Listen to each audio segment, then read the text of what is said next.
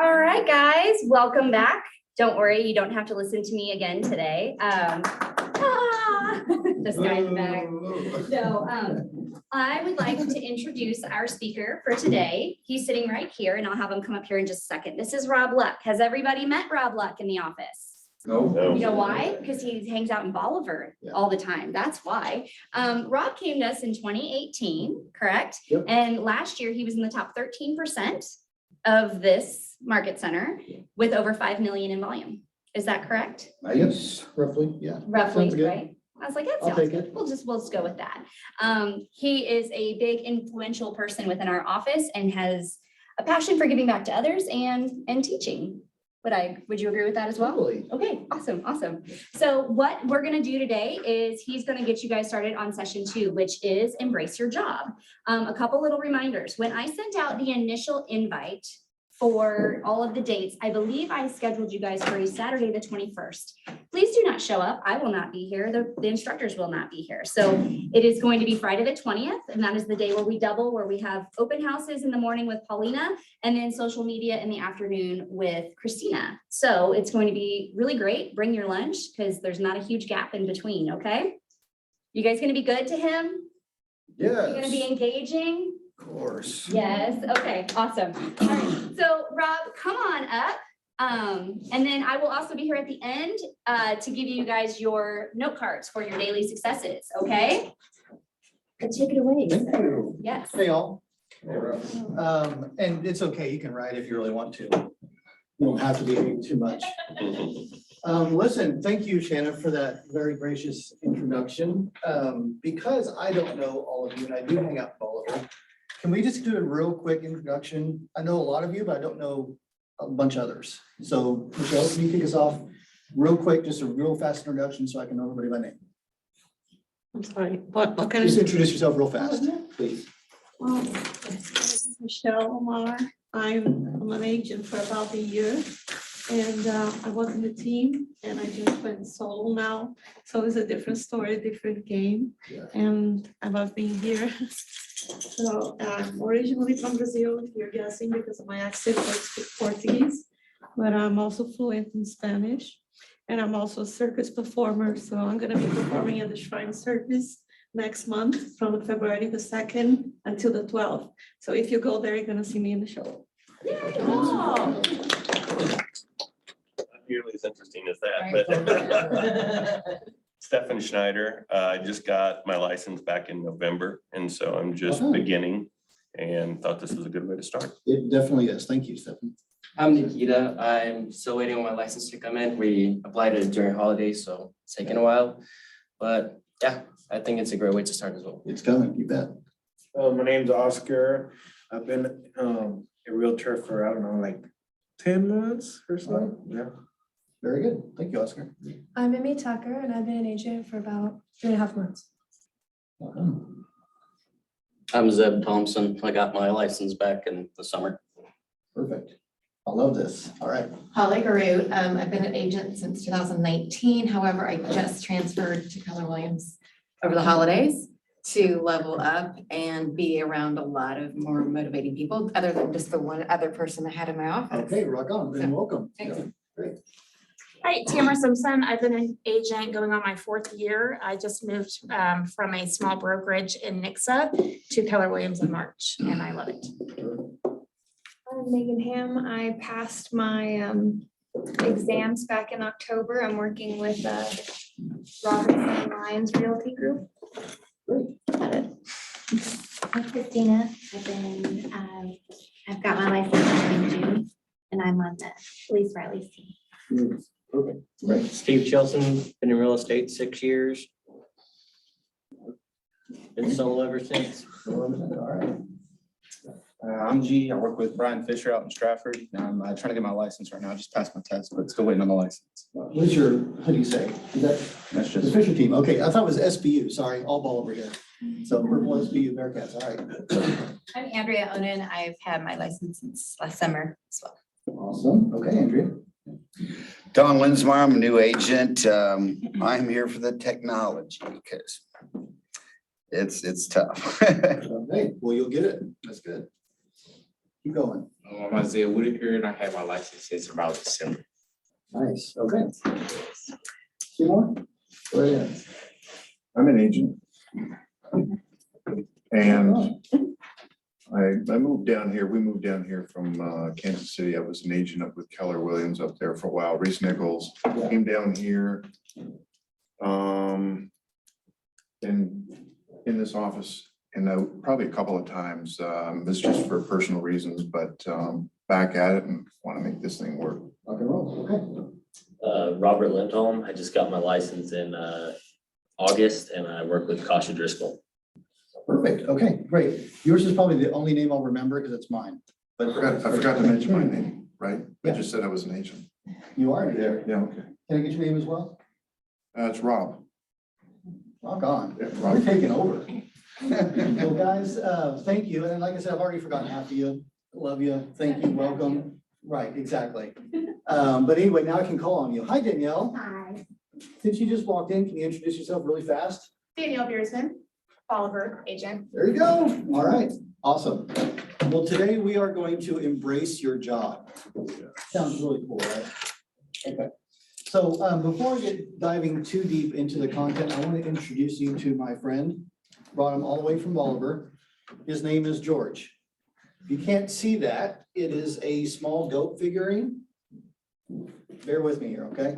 So within the course, there's going to be certain times where we break away with certain activities, and we're going to take 5 or 10 minutes to do those activities. And instead of me yelling at you, it's going to be George yelling at you. Check this out. So that's a nice little way to just break the silence and break out of our groups and kind of continue on in the content, okay? Don't get angry, don't take it personal. That's just how he communicates. But that's how we'll kind of go throughout the course, okay? George, everybody. All right. So, wow, embrace your job. First of all, we have a lot of new agents in here and I'm loving this. So just 1 or 2 of you real fast. If you're brand new, 2 months waiting on your license, 10 months, whatever, what spurred you to choose real estate? What made that switch in your brain or in your life? You want to share? I've always wanted to and stepped out of the warehousing. I've done that for most of my life. Just wanted a different path. My wife and I are interested in investing as well. And so that and just helping people find their homes. I love connecting with people. Connecting and helping people. Love it. Anyone else want to share? I've been in real estate because of my parents, been always in real estate, so. And then a few years back, we started doing remodels and kind of being a real estate agent kind of was always something that I wanted to do, so. Right. Just happened. Nice. Okay, one more, Robert, the back. Yeah, I just got into it because your success is determined by you and no one above you is going to tell you where you have to stop. There you go. All right. So thank you for sharing on that, because I'm always curious genuinely. And we're just getting to know each other, a lot of us. So it's nice to know kind of what brought you into this industry. And I have to tell you, Shanna mentioned I've been with Keller Williams since 2018. Was with 2 brokerages previous to that, started in 2016. And let me just take a minute to bleed Keller Williams red on you just a minute. You are in the right spot. So a lot of you mentioned, hey, I'm hoping this is the catalyst or this is the start, the ignition that I need. This is one of those mini admissions, I'll say it. I wish I would have started here in 2016. Had a good start, don't get me wrong, but it's just really been a rocket ship ever since. So go K-Dubs. Okay, so 6 chord, let's see if I can get this clicker working. You know what? This will do it. I've already messed it up. Hey, about that technology. Thank you. I'm really techie, actually. And it's this clicker. Nice to see you struggling. The goat works, you guys. I don't know what the deal is. Oh, here. Yeah. So which one can I press? Just, you're there. I'm Okay. sorry. No, you're fine. It's those batteries again. I'm not here. So guys, we're just getting started. Shannon kicked us off yesterday and gave a really great introduction into the course and man, look at all this stuff. I'm kind of getting excited a lot about some of the things personally. So open houses and social media are kind of my jam and I'm really excited for those upcoming courses. But today, let's embrace the job description, so to speak. Okay, let's learn more about why are we here and what we are going to bring to the communities and the people that we serve. Cool. So we're going to talk about applying the 6 core competencies of a business. We're going to talk about the role as a fiduciary for our clients. We're going to talk about that a lot because I love it. And we're going to review the success system and put it into practice at the end of today's course. Okay. So these 6 core competencies of a business. I'd ask you if you could tell me what they are, but they're on the screen, right? Okay. So having a career in real estate is extremely rewarding. We mentioned some of the reasons why we got into real estate was because of the opportunity. We want to begin investing. We want to provide a better income for ourselves. We want to create a legacy for our families, you name it. There's a million different reasons why we get here. And being an agent gives you the opportunity to support someone in making the largest decisions in their lives, largest financial investments in their lives. And we take that as a badge of honor here. I don't know about you, but that's a pretty big deal. If I can share just a real fast personal story, I bought my first house in 2007. That rings any bells as to what happened. I probably started it. So I have no clue what happened. Okay, I saw a house, called an agent. I went to go see it, and 30 days later, I'm signing all this paperwork. I don't remember having an inspection. I don't know what my interest rate was, if it was good, bad, or indifferent. I had no clue what was going on. Now I do, obviously, looking back upon that. And needless to say, it didn't go well. But we are here because we are taking this job seriously. And we are going to commit to being professionals and not simply practitioners, okay? Which is what happened to me in 2007. So the 6 core competencies of your business are the priorities that you must focus on as you run and grow your real estate business, okay? So welcome to your new job. For some of us, it's new, right? For others, we've been here a few years, and that's cool too. But let's really take a moment to understand, to the gentleman's point that I mentioned earlier, it's all on me. My success is dependent upon the activities and the efforts and the energy that I put into the day-to-day. And for some, that's kind of, I don't know, does it give you any anxieties just a little bit? Or are we just, kicking tail and ready to rock and roll? Yeah, A little bit. Okay, cool. To Yeah. be honest, yeah. And some days are gonna be like that, right? You've seen the memes. I totally almost put some memes in these slides, but I didn't. So the real estate roller coaster, right? So day 1, or maybe it's the 8 a.m. Hey, this is gonna be an awesome day. It's 60 degrees outside and this is gonna be amazing. By 8:30, oh crap, what am I doing? Right? And then it goes back up to, oh, this is amazing. Just showed 3 great houses and they want to write an offer. Then it goes back down. Oh, we just got beat out by 14 other offers. Okay, not anymore. That was last year. But you get the idea. It's like a roller coaster. But it's really exciting by the same token because we can wake up the next day and get after it, right? So essentially you are it. There's a saying that says, if it's to be, it's up to me. And that's, to me, quite exciting, all right? So in your guides, if you're following along, you're going to notice that the 6 core competencies of a business are to lead generate, capture, and convert to appointments. You're going to present to buyers and sellers and get agreements. You're going to show buyers and market sellers. You're going to coordinate the sale to a successful closing. And oh, by the way, you're going to manage the money that you receive as a result. So we're going to go through all 6 of those in just a moment. All right, so this first one is first for a reason. Your first competency of your business is to lead generate, lead capture, and convert to appointments. Gary Keller says in the Millionaire Real Estate Agent book that if you have no leads, you have no business. And you can never have such thing as too many leads, right? If you think of yourself as an individual agent and you've maybe sold 0 or 5 or 10 or 20 properties, that's really cool. Then you have teams that are selling like 500, which is insane, right? But they do it consistently every year. Why? Because they're gathering just loads and loads and loads of leads. And that is all upcoming throughout the rest of Ignite. That's the really exciting stuff. This is important, but the exciting stuff to me is marketing on social media, holding successful open houses, how to have conversation to convert appointments or convert leads into appointments, right? And it will be repeated over and over and over throughout this coursework that your number 1 job is lead generation. So don't let that get tired or boring to you, okay? Can I take just a minute to be completely real and honest with you? Lead generation is a lot of things. Think of it this way, though. Lead generation is just maintaining relationships. That's it. It's having one-on-one conversations with each other. It's maintaining a positive relationship, checking in with people. We care about them, right? These are our friends, our families, people that we've met throughout the course of real estate. That's really all that it is. It's a lot of other things too, but when you boil it all down, that's what's left. So capturing leads then is obtaining accurate contact information. That's your name, your phone number, your email address, their home address if at all possible, and any other additional contact details that you can get. Why is that really super important to get as much contact information as possible? We don't want to leave it up to them to have to contact us. Absolutely, yeah.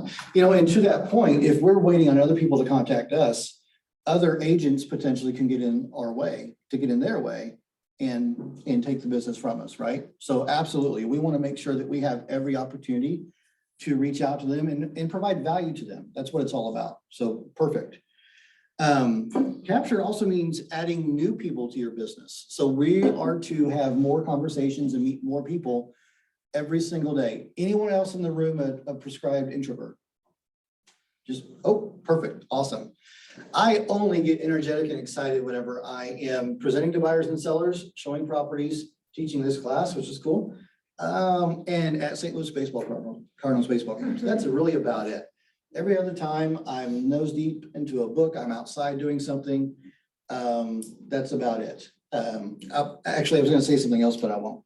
Anyway, if I can do it, absolutely anybody can. I am that closet realtor to a degree, all right? Finally, the whole point of meeting people and lead generating and capturing their information is to convert them to an appointment when the need arises, right? We want to get face-to-face and have the opportunity to share our expertise with them and to gain an agreement, and so much more on that coming up. What questions do you have about lead generation, capturing, and converting? Any?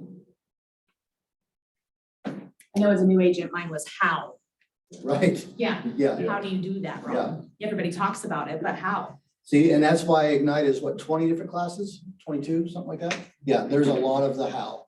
And that's why it's so exciting that you're here, is because you've got great speakers lined up after this that are going to dive into the how in great, great detail. So be ready for that.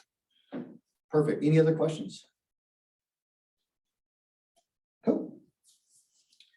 All right, second core competency is to present to buyers and sellers and get agreements. So we've captured their information, we've generated their information, captured it, we've got an appointment, and guess what? They're signing something indicating they're putting their full faith and trust in you as their agent, right? So we are going to be presenting during appointments to buyers and sellers as well for listing their properties. So obviously with buyers, we're going to go through a buyer consultation. We're going to discuss their needs and their wants and the process in detail and address any concerns and questions that they have. For a seller, obviously, most of the time, we're going to meet them in their home and discuss their plans for selling, what that process looks like, what's involved, setting expectations and all of that. And the expected outcome, as we mentioned, was getting that signed agreement, putting pen to paper and saying, yes, I'm doing business with Rob or with Danielle or with Stefan, and we're going to get this done, right? So you are going to learn all you need to know to successfully present to buyers and sellers and to get the signed agreement. It's one thing to present, it's another to convert to that paper agreement, right? All right. The third competency, we're going to show buyers and market sellers. What does that mean to you? Anyone want to share? Showing buyers is kind of easy, right? I mean, we're showing them homes. We're getting their feet in the door and we are presenting the homes and answering all their questions and determining if it's a good fit or not, right? But what about sellers? What about when it says marketing listings for sellers? What does that mean to anyone in the room? Please share. Advertising their listings, so we'll get it sold. Absolutely. Yep. Yep. Advertising is included, marketing, yep. Curb appeal.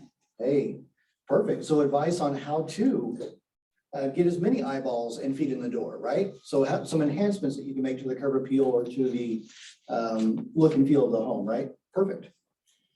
So that's exactly right. And guess what? This is going really fast, but that will be covered in more detail going on. I'm the setup guy, aren't I, Shannon? I'm just setting everybody up. Okay, that's cool. I'm good. I'm fine with that. All right. So the fourth competency is writing and negotiating contracts. And if you're new in the room, that probably does give you a little bit of anxiety, maybe. Does anyone else have dreams about the contract? Like, who can tell me what section 7 is? Hey, yeah, that's- oh, come on. So, property data review period, like, why do I know that word for word? I don't, whatever. So if you've written one, you'll write 1,000. And don't let that be too anxiety ridden for you, because you've got great resources here to help. You've got contracts classes every month, if not every week here at the Market Center. And you've got a bunch of other people that can help you write those. So if it feels overwhelming to you, don't let it be. It's important, but you also have a lot of resources and help. Negotiating, though, is something else that requires a lot of practice, a lot of calm, and a win-win mindset, which is one of our beliefs, right? Win-win or no deal. Can someone share really fast, if it's real estate related or not, that's fine. What's a good example of a successful negotiation that you've had, real estate or not? Usually when I would do contracts, especially last year when it was just crazy, Okay. I would not ask my clients to ask for anything that they truly wanted. I always would say at that point, because it was like dire situation, I'm like, get under contract first, and then we can negotiate the fridge or some other things, because it was such a strange situation last year. Right. So last year the rules were like, just get the house and be happy.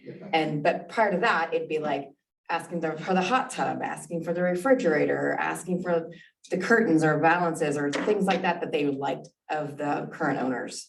So you learned that as you went, and the market dictates some of the strategy there, right? Absolutely does. How do you feel about this market? Now you can ask for things to be fixed. Again, like last year, like you don't ask for things to be fixed. You just get the house and be happy. Yeah. Now it's like, yes, you're gonna fix this leak in this window. Now you're gonna, they have to fix it or you're gonna back out. Isn't it so cool now that we can tell buyers to go and sleep on it? Like, I don't know about you, but okay, another weird Rob story. And George hasn't even screamed yet, but this will make him scream. It took me 6 months to research a blender on Amazon, you guys. Now, I'm the buy once, cry once kind of guy, right? So that blender still works to this day. That was like 13 years ago. And it blends like nobody's business. But that's a little ridiculous. So imagine someone making the largest purchase of their lifetime up to that point, or maybe ever, and what that looks like, making a snap decision. Sometimes it's easy, sometimes it's not. Anyway. I have something to tailor off of that. Yeah. So I would do the love letters. So I would have my client write a letter to the seller, and a lot of times I would win in the offer because the seller, let's say, didn't want investors to purchase their property, but they wanted, a single mom with a baby. And so my offer was chosen due to the love letter. Sure. Over 19 offers. So I think it was just whatever we could come up with. And again, not to piggyback off everything else that you're going to be taught over the next few weeks. But if there's, and I'm sure we will at some point, but there's a class that we teach at Keller Williams called Win with Buyers. And one of the most impactful things that I learned from that course a few years ago, guys, just get ready for a mind-blowing moment of wisdom, okay? Call the other agent and just have a simple conversation with them. What's important to your seller? Is it price, or is it maybe time frame? Maybe they have to be at their new job in Bora Bora in 13 days. And so maybe a nice, easy, smooth transaction is what's most important. Like, mind-blowing, right? Some of it's just learned over time. Some of it, though, is attending classes like Ignite, like Win with Buyers, to learn simple yet very impactful strategies, and that will come as you go. So much more to come on that. Okay, fifth competency is coordinate the sale to closing. Guys, I promise it's not all about me. I'm going to start asking for some more questions, but listen, in Bolivar, everyone know where Bolivar's at, right? Just north of Springfield, 30 minutes. Danielle, you're going to laugh at this. So north of Bolivar is Palmintera Lake. Hermitage, Pittsburgh. Okay, so when we're talking about coordinating the sale to closing, that generally involves communication in various forms, okay? Text messaging, phone calls, email, DocuSign, fax machines. Come on, guys. Anyway, coordinating the sale to a successful closing requires a great partnership with the other person and the skills to make sure that you're not dropping the ball with the different timeframes in the contracts and what's important to your client and ultimately everyone involved, right? I threw in the fax machine bit because I actually had to fax something last year and it just blew my mind. Okay, that's just a pet peeve of mine. But listen, sometimes you're going to be required to kind of carry the weight sometimes. You're going to have to hold some hands in some instances, and it's all on behalf of your client, right? So getting a contract is great. Negotiating that successful contract is great, but then closing it, and that's super important this year, right now. Getting that contract to closing is a whole nother ballgame and a whole nother skill level, right? Guess what? Next few weeks, tons more on that, okay? Actually, that's going to be a very, very good class. Who's teaching that, Shanna? Which one? The buyer? Which one? It's, yeah, women buyers, yeah. It's Jen Davis and gosh, okay. Jenny. Yeah, you guys aren't gonna wanna miss that one. Okay. Jen and Jenny. There you go. And I'm not advancing this screen. Look at that. Look at that. Look at that. Here we go. 6th core competency is manage the money. So let's say you've got a closing, you got a check and you get to share it with everybody, right?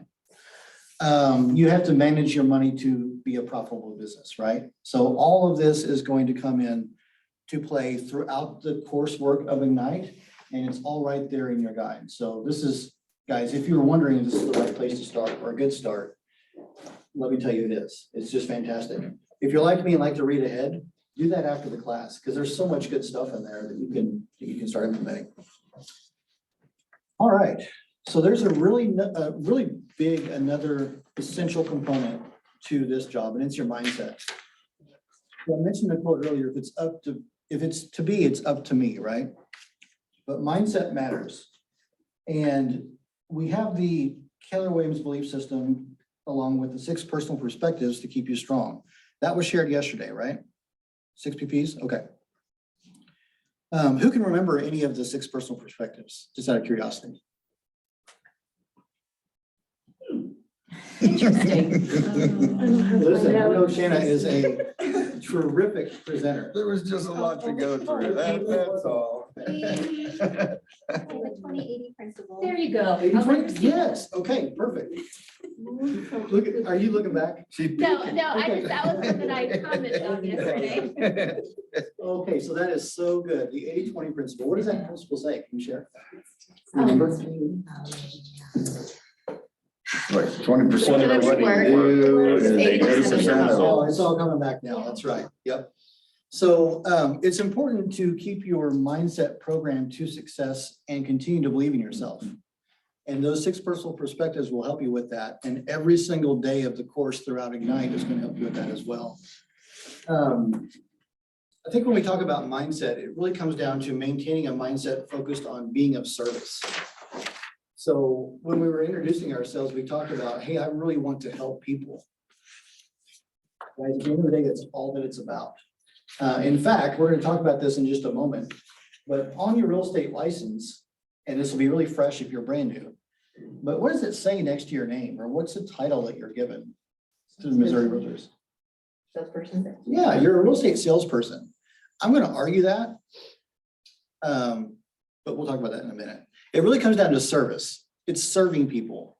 It's being a professional, a fiduciary. It's contributing to people in meaningful ways. Listen, they're making a huge decision, regardless of what they're doing, buying, selling, investing. It's a big decision, and it's not one to be taken lightly. And so with the focus on contributing and being of service, you're going to communicate effortlessly. If you're doing it for the right reasons and doing it for those reasons, it's less of a job. It's not salesy at all, okay? Energy and enthusiasm and a deeply rooted belief in doing the best job possible will carry you throughout any difficulty that you come across. And it attracts people to you is the great thing. Who's had a successfully closed transaction and got a review from that transaction?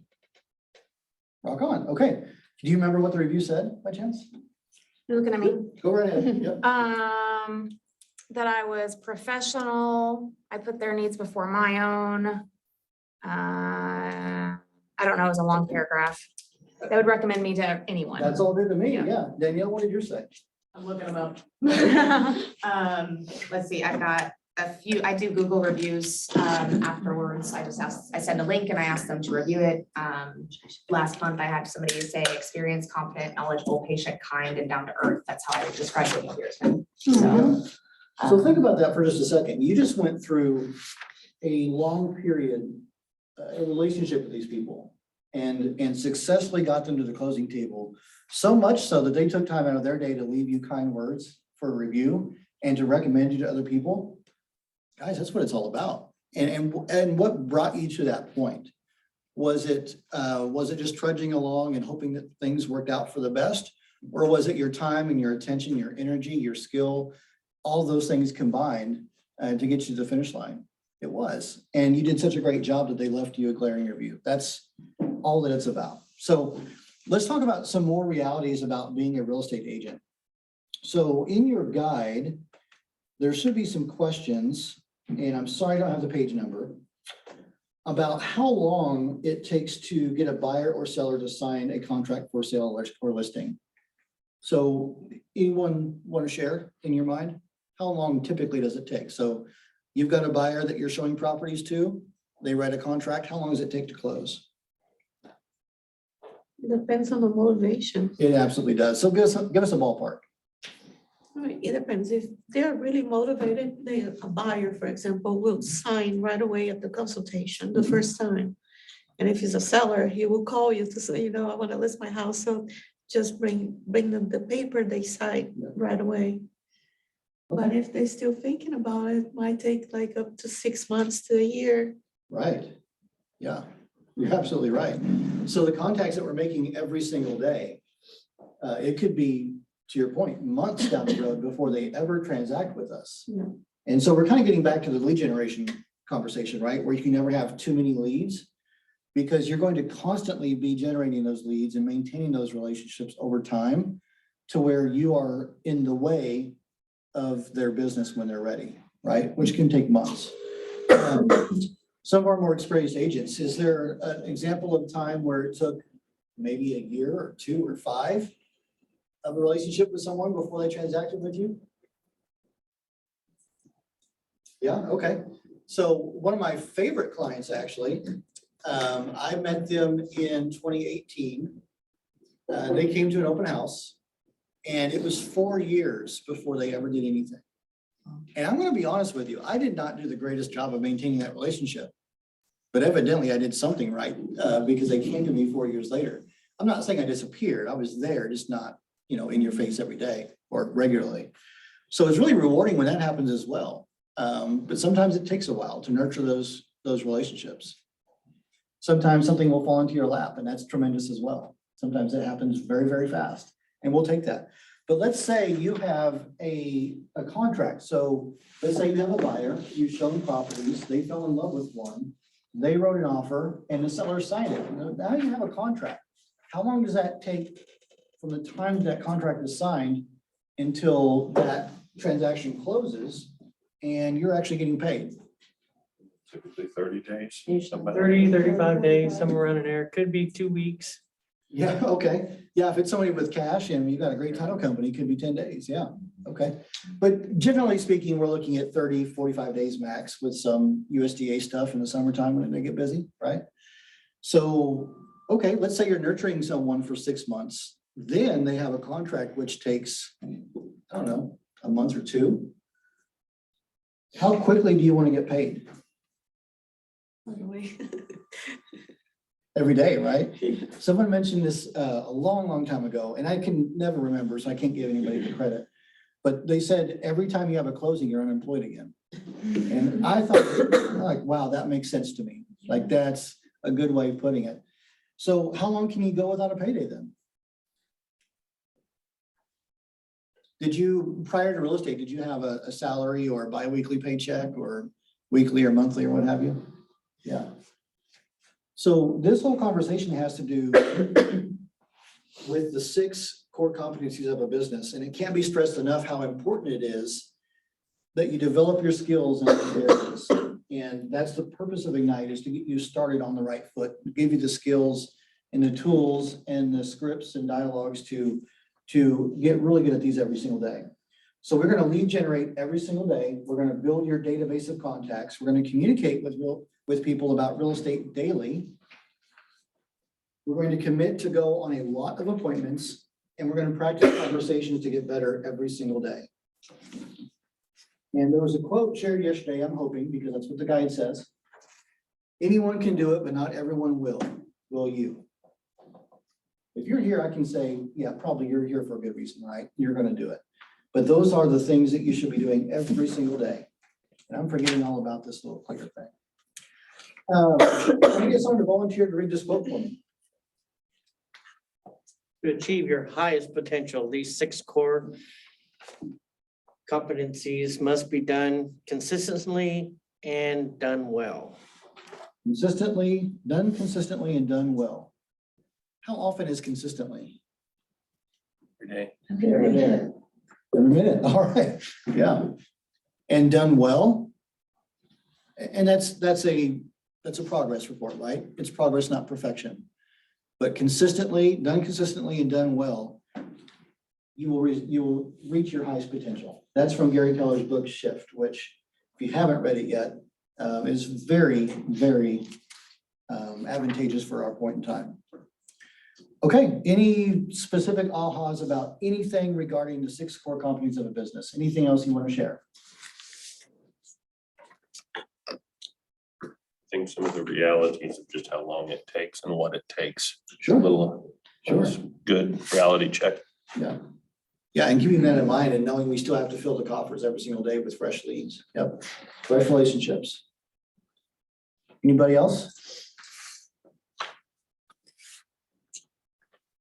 Okay, so George hasn't screamed yet. I feel it's time for a good George scream. And Danielle, you missed us, didn't you? This is George. You didn't? Yeah, I was here. Okay.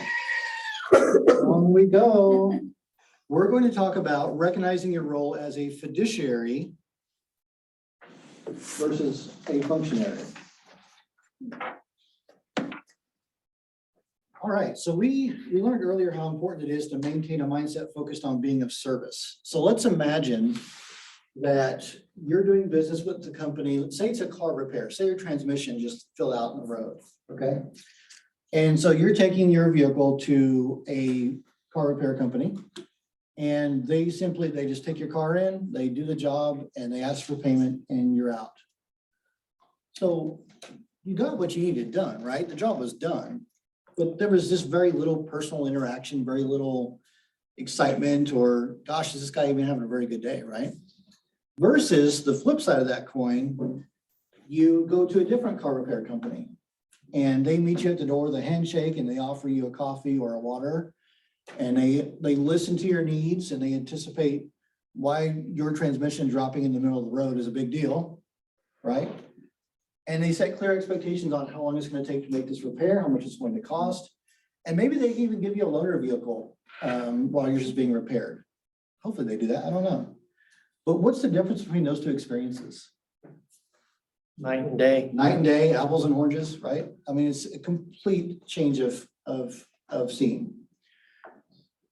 So the first company was acting as a functionary. They can do the job. It got done, but you weren't necessarily really excited about it. You probably didn't even leave them a review, right? It's like, okay, great. Here's my $3,000. Take it. The second company was acting as your fiduciary. They genuinely cared. They were looking out for your best interest. They anticipated the process and gave you clear expectations. And your role as a respected and successful agent is to be a fiduciary. So we're going to have our first activity. We're going to divide up into some groups, and however we can make this work, 5 groups maybe, okay? And we're going to take just a few minutes to assign one of the first 5 core competencies of a real estate agent to this group. So let me scroll back to that screen. Okay. So how many people do we have in here? We've got enough for 5 groups. Some of you will have 2, some of you will have 3. That's okay. So why don't we just gather into groups and let's talk about one of the first 5 core competencies of a business. So for example, starting right here, let's do lead generate, capture, and convert to appointments. The next group can do present to buyers and sellers.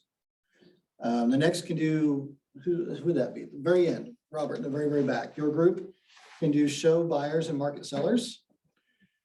Over here, 5 or 6, you probably can do write and negotiate contracts. And right up front here, we can do coordinate the sale to closing. So a couple things. What the purpose of this is for each of those core competencies, we want to discuss the difference between doing that functionally and doing that as a fiduciary. Okay, what's the basics, and then what's the right and proper, respected, high-class service way of doing it. Okay, so for example, showing buyers and marketing sellers. What makes that necessary, and what brings that to the proper fiduciary level? We're going to talk about that afterwards. George will screen when it's all done, but we're going to take about 8 minutes. Cool. Let's go. Are we? I think so. One of them. I haven't done one. But you all have, right? So which is, what's the basic? Yes, I And this is really good to share with this. You wrote a contract? We're going to right now. How would they treat their clients? We are. If someone was being a fiduciary, how would they treat their clients? The difference What would between, be, what would be? so maybe like pressuring someone to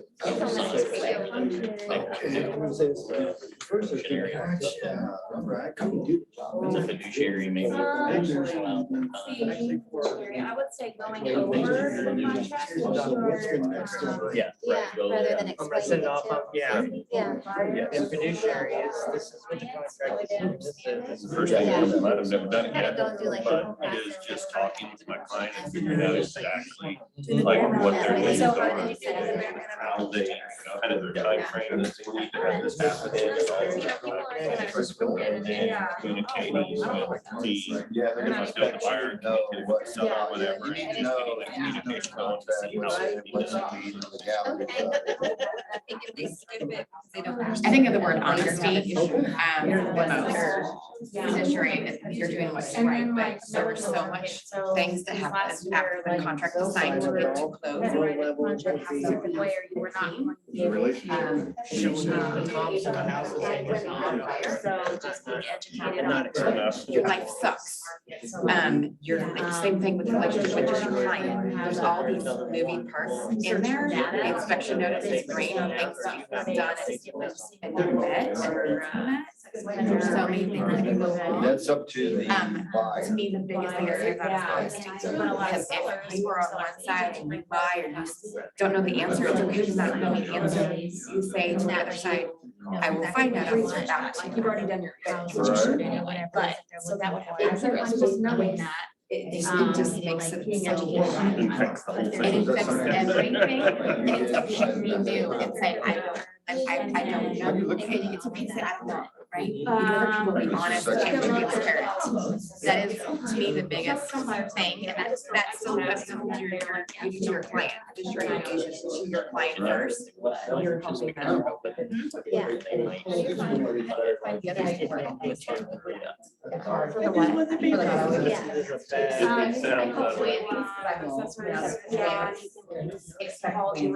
For expect it to not go smoothly, and that's okay, because you're a problem solver, you're a people person, you gotta work together. Because being a fiduciary means, Assessor's office. hey, Mr. Reserve. Sometimes. I'm going to make sure that whatever your needs are. Like I had just had one. What are we- what are- And Yes. I like, so again, she had no idea. there was a sinkhole, but they came in and filled it in. How do you find that? I'm sure that'll be just fine. Well, that's also gonna be like an under inspection too, so like section where they go out and sell. So. Basically, take it out of the Versus. within 4 days. Them just. You're saying it's 0 days. Fine, that you can still do inspection. I bet knowing this homeowner that he had that done, and if there's not a record of the city, county taking care of it, I think they're outside of city. They would not mention that on the. About years down the road, can they still get in trouble? 2019. Yeah, it's like, what's all these concrete pieces stuff? And it just became stale and not motivating and. But I think there's, if I remember Energy something, there was someone in the real and estate even that especially said, after doing inspection, like there's in the office, especially when it's still. solar. Yeah, so I don't know if they look at No, those. And they, yeah, you know, because we you said go around things It's like and glass. you know, surround yourself Yeah. with. Yeah, do the contract with So what are them. some ways that you can? And then have to pay that person. Right, so you know when. And then you've got. Well, that's an end. And that way they understand.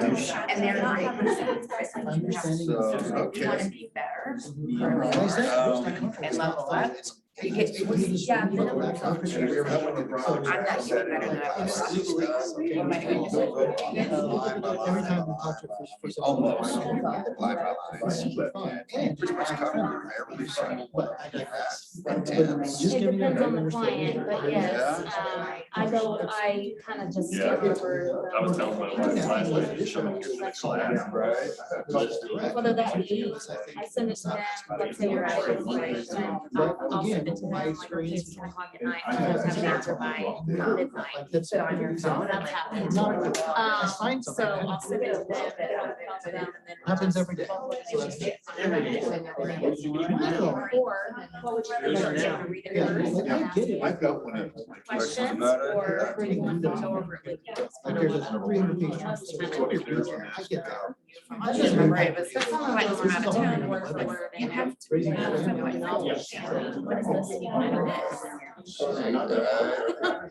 I know somebody made a comment, they said, it's about as hard as life. I don't know, I ever held it, like, no way. I used to have people see, it was like, no way, man, this is like a lot more. The other one's just your height, weight, blood pressure, your medication, and then you submit it through underwriting. This is a good book. This was a good book. I did this because it was just a challenge. So this. Yeah. And It is. And we have people that haven't still. So I tend, with my clients, I want to be like a one friend, so I kind of go above and beyond, so I always ask them, do you want me to, hire them inspector, do you want me to, That's your secret. And there is a good form. They do use all even if they're allowing you to hire all these choose. They can't, typically they don't know who to ask. So there, that's the form, is they turn it all over. I'm gonna put that down. So I They will. and I don't have a problem doing That's all that. that Because it's getting pressure, that stress off of that client. Yeah. Do that, it's like if you're in a where you're. Yeah, you know, like 10 That's a good days. idea. You only got 10 days to turn in unless you change it to, I don't know, change it to like 10 days. Choose someone to 10 days, that it makes them feel like they're shiny, you know, they're having. So even though they might choose. Things like that, that's my favorite.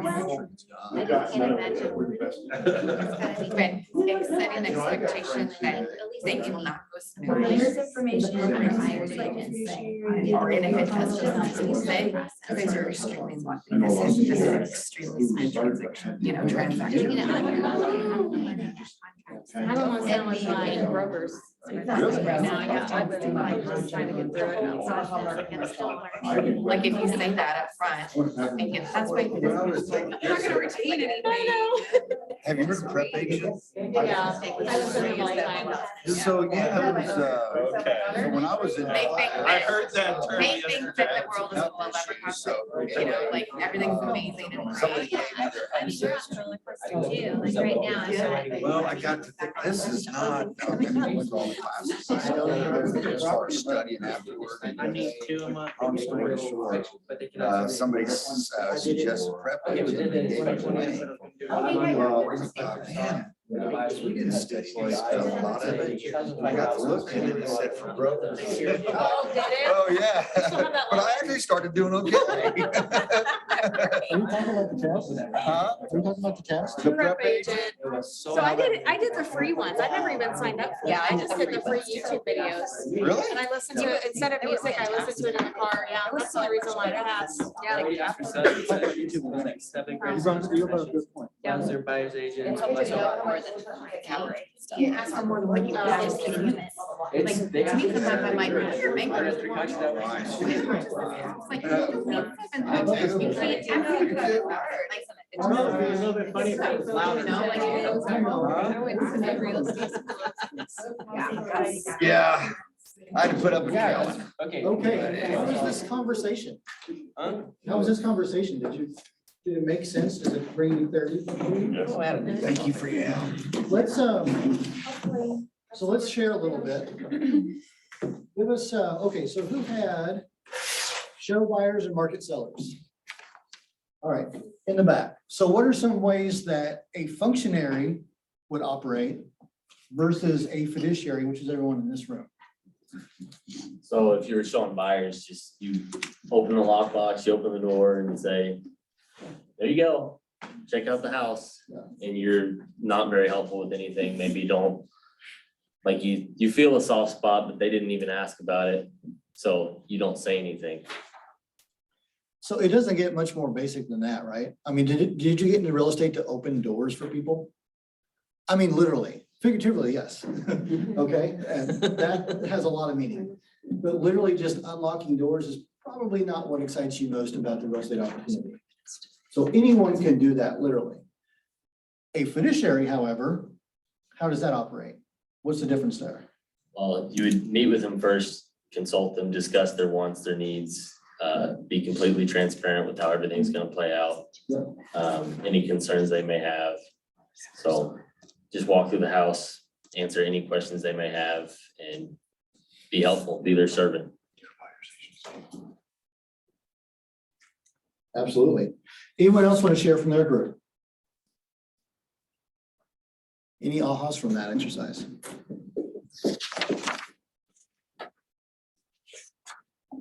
Can I have another just completely transparent moment with you? So when we're talking about functionary versus fiduciary, first of all, we should have mentioned this in the very beginning of the section, but it's in your guides. What is basically the definition of a fiduciary? What does that mean to be a fiduciary for people? Functioning with their best interest in mind.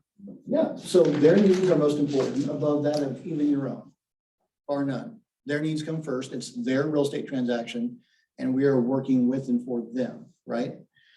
So when we look at the functionary aspects of the job, opening a door, for example, writing a contract, anyone could do it, really. If I could be completely honest with you, people don't need you for that. They don't. What they need you for is to bring your expertise, your skill, your experience, your resources, your negotiation tactics, all of that stuff rolled into one big ball. That's what they need. They need someone in their corner looking out for them to make sure that they're making the best decision possible. They're putting their full faith and trust in you at that point, right? So anyone can operate the functional task of the job. You can download the contract off of the Missouri website and anyone can fill in a blank. Doesn't mean it's the right way to do it, okay? Doesn't mean you're not gonna get yourself in a lot of trouble. But the general public and your clients, they need and want a professional, a fiduciary in their corner. You don't want a, what's the joke? You don't want a hobbyist brain surgeon, do you? Come on, that's pretty obvious. Okay, all right. Would you trust someone with such a high dollar purchase if all they committed to you was simply just doing the bare minimum? If you knew that up front, if you had the choice between Joe agent and Bob agent, and Joe agent says from the beginning, listen, I'm just gonna show properties and I'm going to have you fill out this contract. And we're gonna hope this thing works out. Versus we have Bob agent over here that says, listen, I'm gonna go to bat for you. I eat, sleep, and drink real estate. Okay? And your needs that we've clearly understood through a proper consultation are on my mind day and night. And I won't stop until we get you the best price and the best terms on the best property and exceed all your expectations. So much so that you're gonna refer me to all your friends because you can't help it. I'm just that awesome. In various terms of speaking, right? There's a big difference there, night and day. Any other thoughts or comments on that part? So we did that exercise with the 5 core competencies, okay? But there's a 6th one at the end, which is manage your money. It's a little bit more complex, wouldn't you say? Well, let's put it in the same light. Would you trust someone with such a high dollar purchase of real estate or sale if they couldn't manage their own finances? I see a lot of shaking heads. I mean, okay, in 2007, I didn't know any better, right? And people were doing crazy things back then, but you probably wouldn't knowingly do that, okay? In addition to giving you validity, managing your own money leads to financial security, and it provides you the freedom to be discerning about which real estate transactions that you become involved in or not. So in the back, we were talking about investing. And we all have that regret perhaps that maybe I should have got started on this earlier, okay? Maybe I should have started buying investment properties. What was that, Danielle? 9th grade, 2009? My biggest mistake was Yeah. not buying real estate in Yeah. 9th grade. But managing your money gives you the opportunity to decide if you're going to list a property or buy it. Let that sink in for a second. Gary Keller said that on stage, well, numerous times. But that changes your perspective a little bit.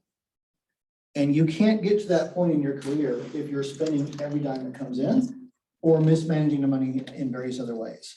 Okay, so if you've been licensed for longer than 60 seconds, you probably have 7 or 8 junk emails in your inbox right now, right?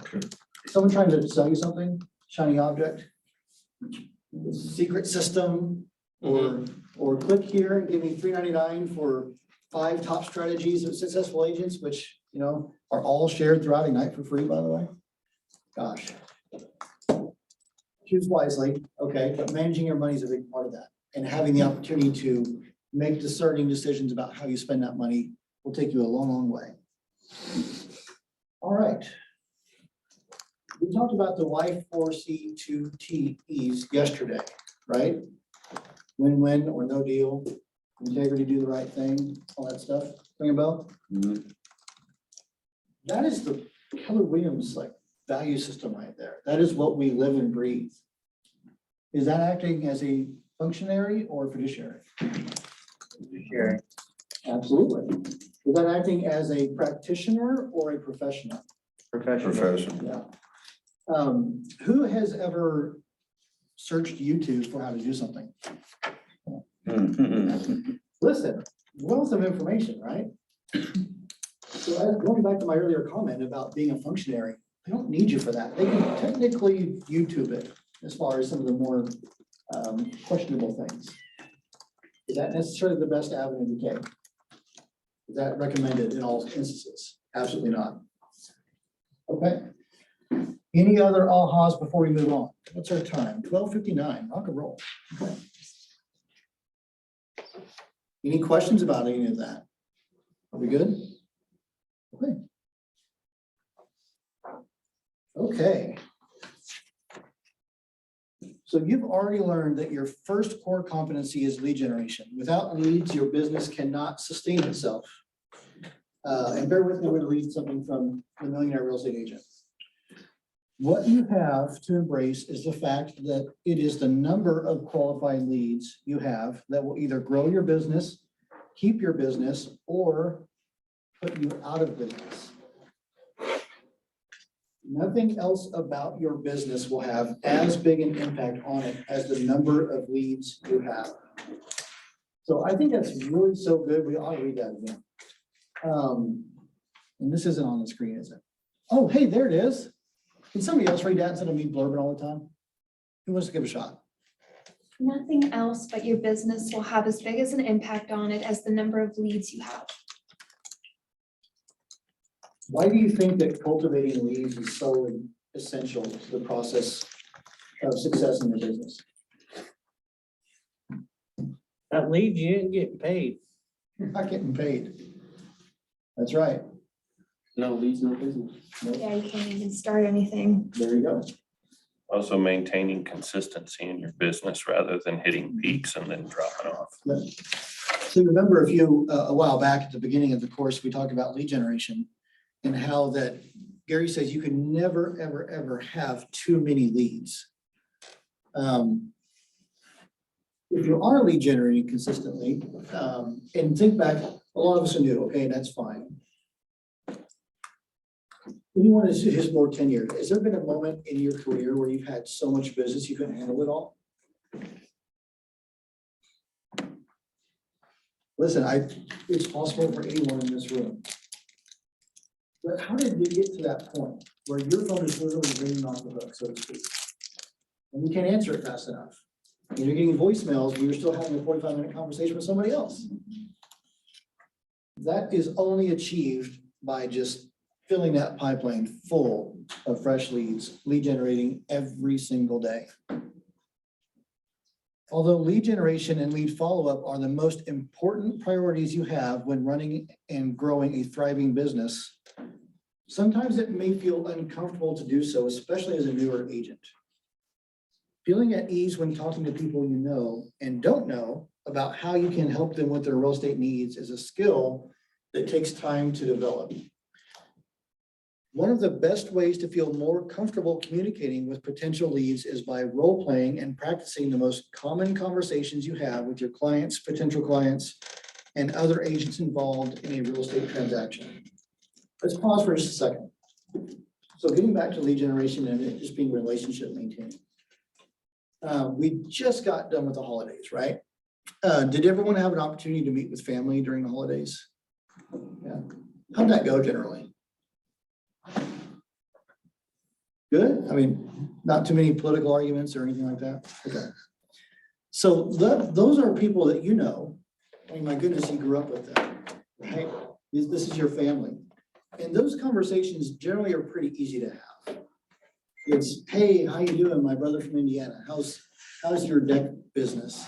You guys building decks like you wouldn't believe and just can't keep up with all the work. Those are really easy conversations to have. As I mentioned to you, I am a self-prescribed introvert. I don't do parties. I don't go out. Okay, that's just me. I'm weird. Super awkward in those situations. So can anyone else attest to that? Just meeting someone for the first time or going to a quote networking event? How does that feel? Is that something you look forward to, or is it a little crazy? I have somebody to go with, I'm excited. Okay, tag team. Okay, there you go. Good idea. Yeah, for me, I'm totally uncomfortable in situations. I can probably manage, but it's not the greatest. However, what are some ways that we can improve those interactions at networking events, for example? How can we learn to get more comfortable in those situations? Be comfortable with rejection. Okay, because it happens every day? Does that make it more comfortable if it happens every day? I don't know. Sure. How about just practicing conversations? How about just learning to communicate in more meaningful ways? How about making the conversation about them? And that comes with time and experience, right? So we're going to talk about that in just a moment. We're also going to talk about having an accountability system in place. And that's going to support your consistency in lead generation. So everyone in this room going through this Ignite course throughout the next few weeks is just going to be hammered about lead generation, and rightly so. And so it's really important that you have someone supporting you in that. It's obviously everyone else in this room, But we're gonna create a relationship here in just a moment to have someone hold you accountable and support you throughout this process, okay? So in the first session of Ignite yesterday, we introduced the 6 personal perspectives, and we're going to elaborate on the 6th personal perspective, be accountable. Can someone read that one for me, please? Accountable people achieve results others can only dream of. Can we just do on that for just a minute? Accountable people achieve results others can only dream of. I know I'm backtracking just a little bit, but do you think that functionary agents are held accountable? Do they have an accountability partner? Pulling them along, helping them to grow and be better? Probably not. But accountable people achieve results that others can only dream of. Accountability is a crucial part to achieving your goals. When you report to someone else on your progress, your goals, you gain more focus and more motivation. Think of accountability as a process. It is difficult to maintain drive over the long term. But when you must defend your activities to an objective observer, it becomes easier to stay focused. Throughout your real estate career, it's going to be really important that you have accountability partners,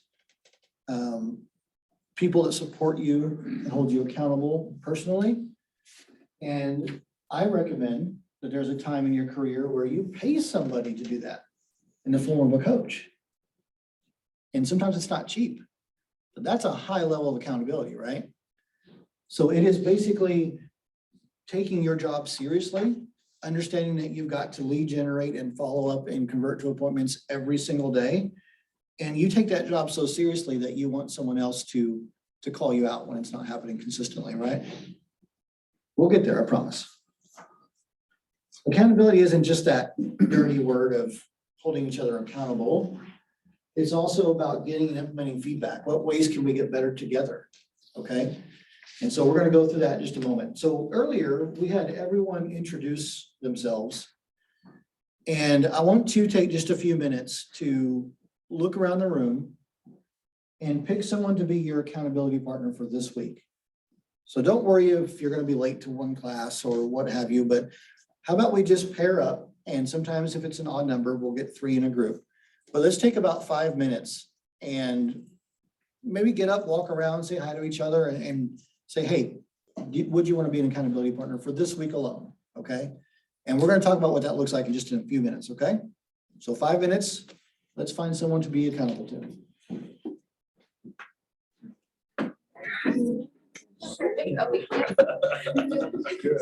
Not sure what it is. That's what I was thinking. You know.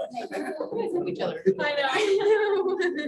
You could be up there, I guess. You could be up there.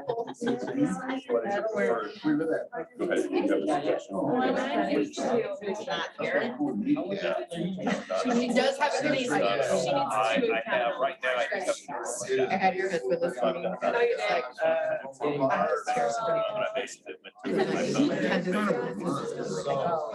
I just got on the board last year, so I had kind of been holding off and kind of estimate of all of that.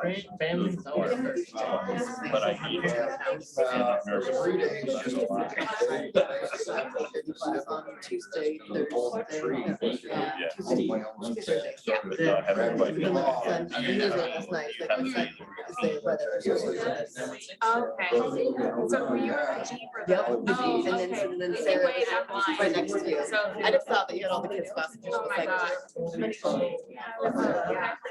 I had to put him here, I had to leave here. Yeah. They So are. it's white and black, yeah, it's got white face. More kids from middle school. There was a after school. I'd like to leave also. To get straight home, and then work it started and all that fun stuff. While I sit in the parking lot with Foster, he used to come in like Sarah and the extra. That's what I wanted to assist you. Like just one thing, get to train it, and then he has his. How did it figure out to bring it back? And then they started the next. We just didn't work. Well, you have a- We are work every night. I love these. Yeah, she was a rescue kid. And I don't know, one day I came in when she was a little bit.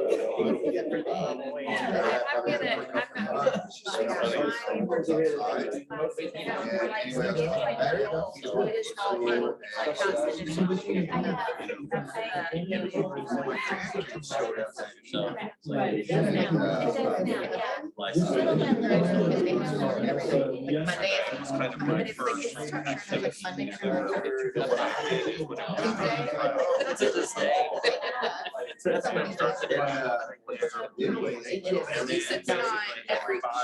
Like that, I went back and commented on some of the stuff there. And today, Everything in there. I think that was jerk, and I may follow up. Sorry. After that is my thoughts if I haven't had it. So that's kind of like my beginning there and trying to stay consistent on the social media. That's where I feel most comfortable with the social media photography as well. So that's a kind of a natural flow for me. And like,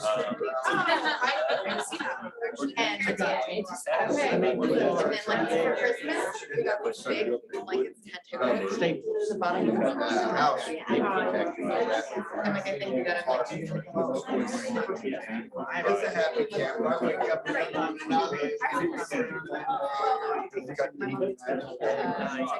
feel like it's better looking Up and down as. and I do want to. But I'm with So,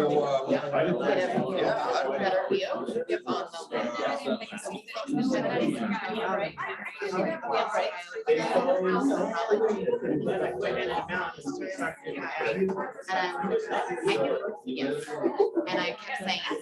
I've got one meeting to the next to this one. I feel late. And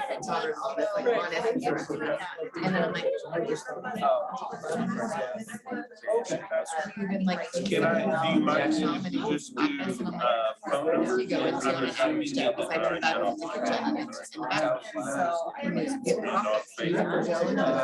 No, actually. I think it was like your kids out there. And so like, I kept like saying.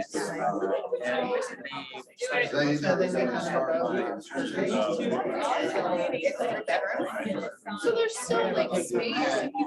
All of it, there's like, it's just, all of it's.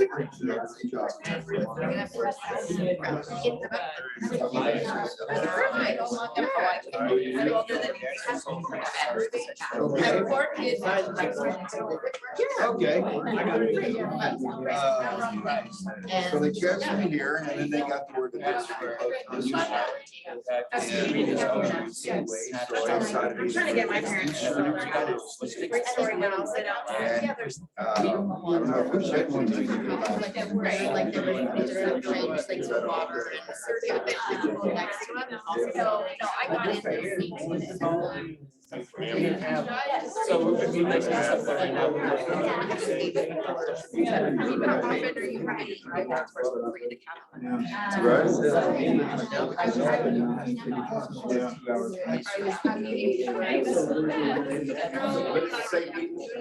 I moved here since.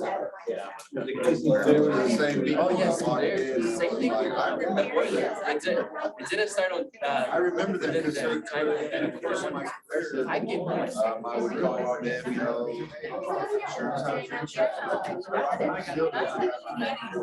So it was probably, 15, 16 years. And it was good. I can see that.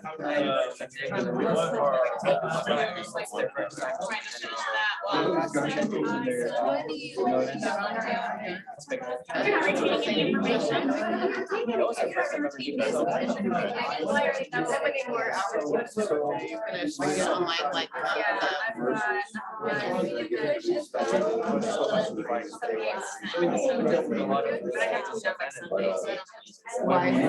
So I was thinking about that. So I thought. My initial goal, I told my wife, I said, well, at least one a day, but I think I should set myself a little bit beyond that. And say like, what do you think? Yeah, I could maybe do that, something like that.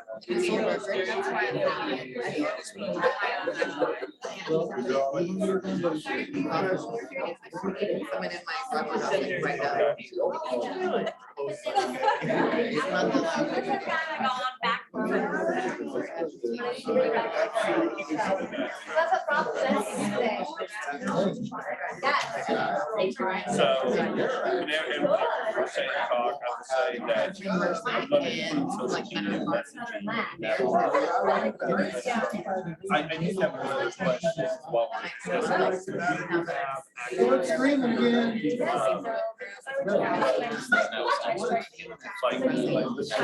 My other really like, waiting in line to get in.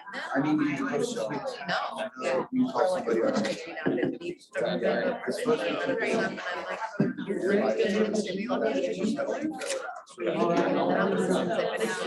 And now it's like. So guys, as we go throughout this week with your accountability partner, keep in mind that those conversations are a safe place to share. Talk about what you're doing and your day-to-day, your lead generation, talk about some of the commitments that you've shared with your partner. And make sure that you're respecting each other in the process and sticking to your commitments, okay? So all that's in your guide, it's here on the screen as well. But does everyone feel good? Is everyone paired up or tripled up and ready to go? So with your accountability partners, we have another short activity. So in your participant guide, there's a list of 6 questions. In the coming days, each time you check in with your accountability partner, you will ask the other these 6 questions to help them assess their progress towards their completion of the success system activities. So would anyone like to read those 6 questions off for me?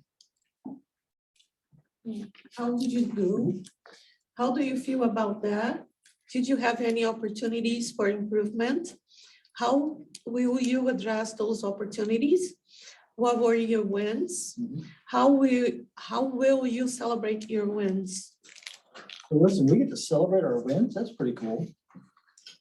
All right. So for the next few minutes, with your accountability partners, let's talk about your specific goal for this week. And how accomplishing that goal will impact your life. It can be as simple as showing up to God every day.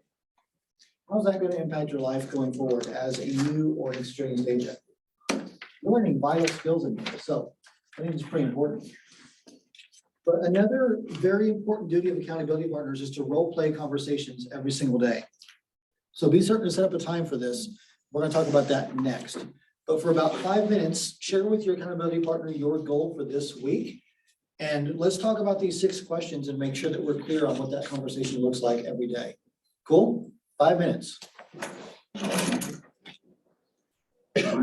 Well, that's good. So I will try.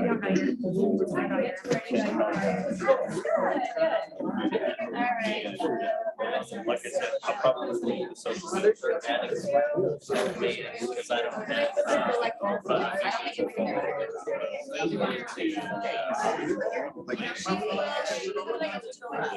There was some deadline.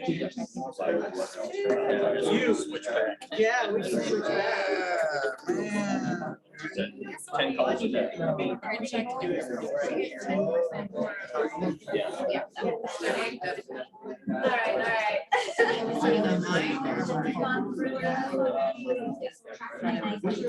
That was started. I learned this one.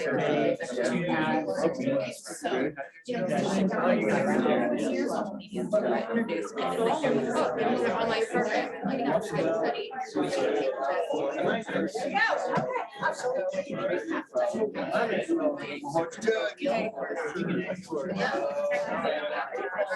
it's like.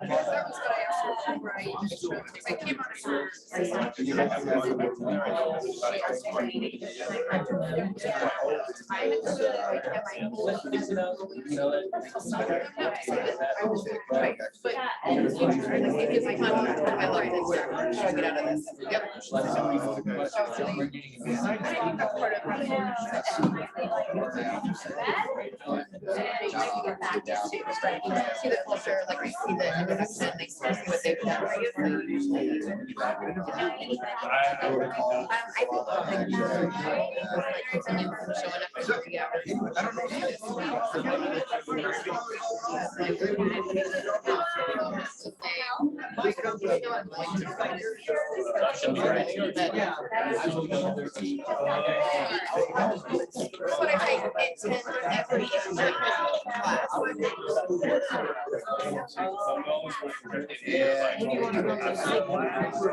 Continue showing up for 3 My job is and so they'll never I don't deliver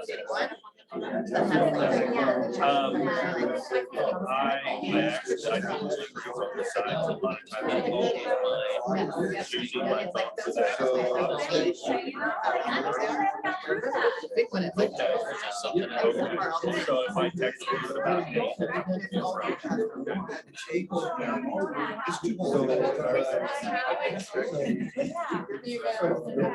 you know, a year ago.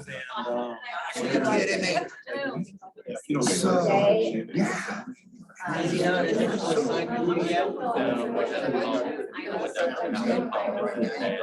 So that you actually have the certification. Right. I thought that. DocuSign and everything, like I've been going through. I don't want to be all about money. I don't want to be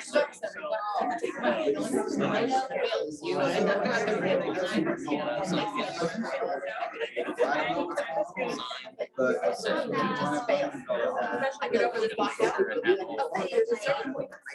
I did 2%.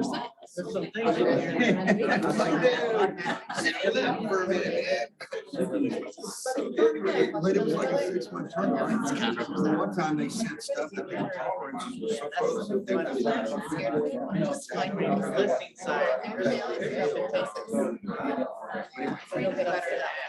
they doing is cool.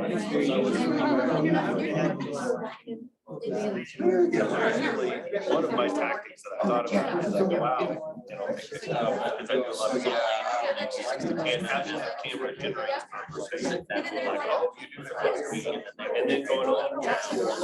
Side copy of mine, but I'm actually agent and stuff. Maybe let me do it. And the nationals is sick of it, then I have the state or the national number assigned to this state by 1. I need somebody to. Busy all day, so.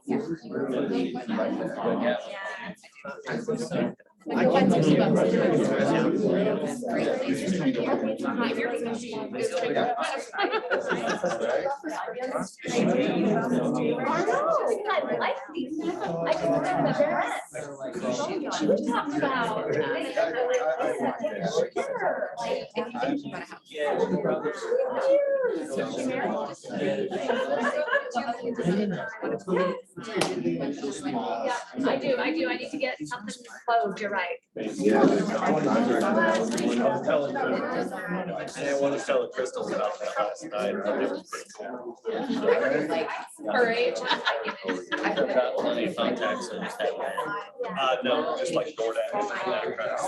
I do Instacart, Amazon Flex, DoorDash. All right, guys, all set? Yeah. Now you should be ready when you meet with your accountability partners, the conversations we're gonna have, and what we're sharing. And just simply coming from a place of contribution and asking, how's it going? How did you do? How do you feel about that? There's a video. Did you have any opportunities for improvement? How will you address these opportunities? What were your wins? And hey, celebrate some wins. Take them when they come, okay? So another very important duty of accountability partners is to role play conversations every single day. So be certain to set up the time to do this. In fact, top agents report that they continue to practice conversation. And so it's a great time to expand your confidence with asking forward questions, or for offering value, or for following up on a social post. So make good use of the time that you're with your accountability partner. Did we talk about forward questions yesterday? Okay, good, perfect. So the daily success system that you see here, and it's in your guide, you're gonna see this every single day of Ignite. So this is a tracker that you'll use as another method of accountability that we'll be using every single day. So today we're going to focus on the first 3 activities, which is 10 conversations, 10 contacts added to your database, and 10 handwritten notes. So remember that completing these activities is important because they will help you build and nurture those relationships with others. This is your lead generation. This is part of it, okay? 10 conversations per day. How does that, first of all, what's your reaction to that? 10 conversations. It's a lot.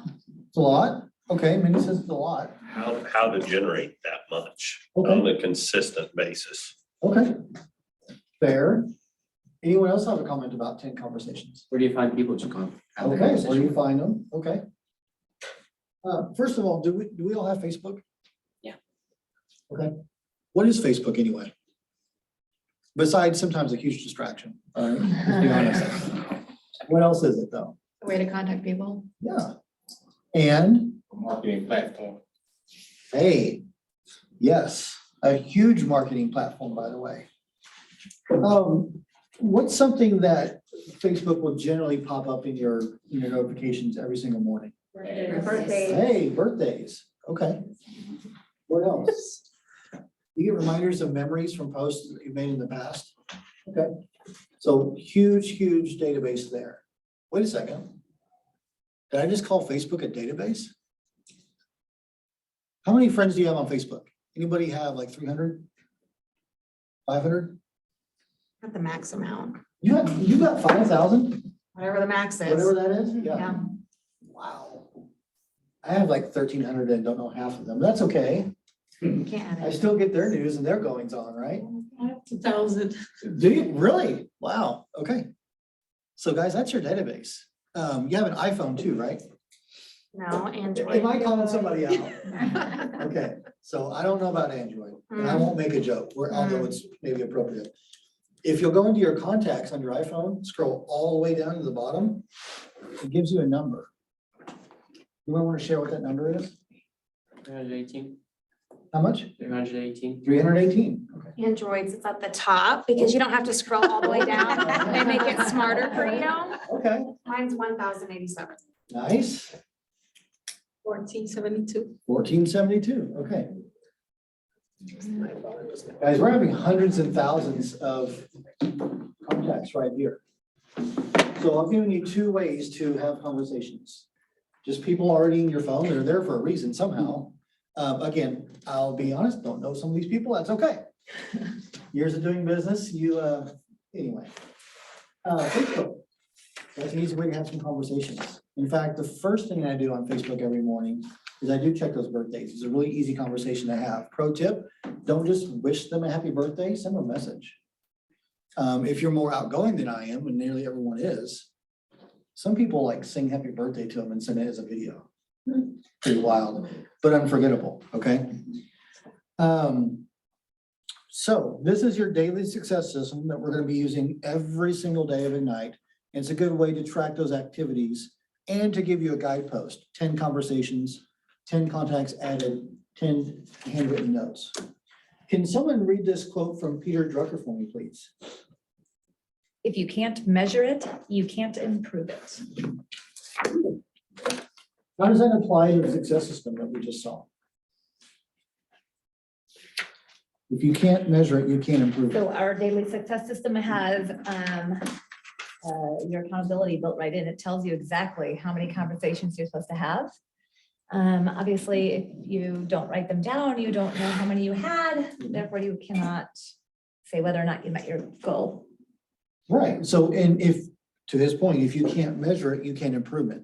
You can improve it. So whether you have one conversation or whether you have 100, knowing what that number is sets the goalpost for the next day, right?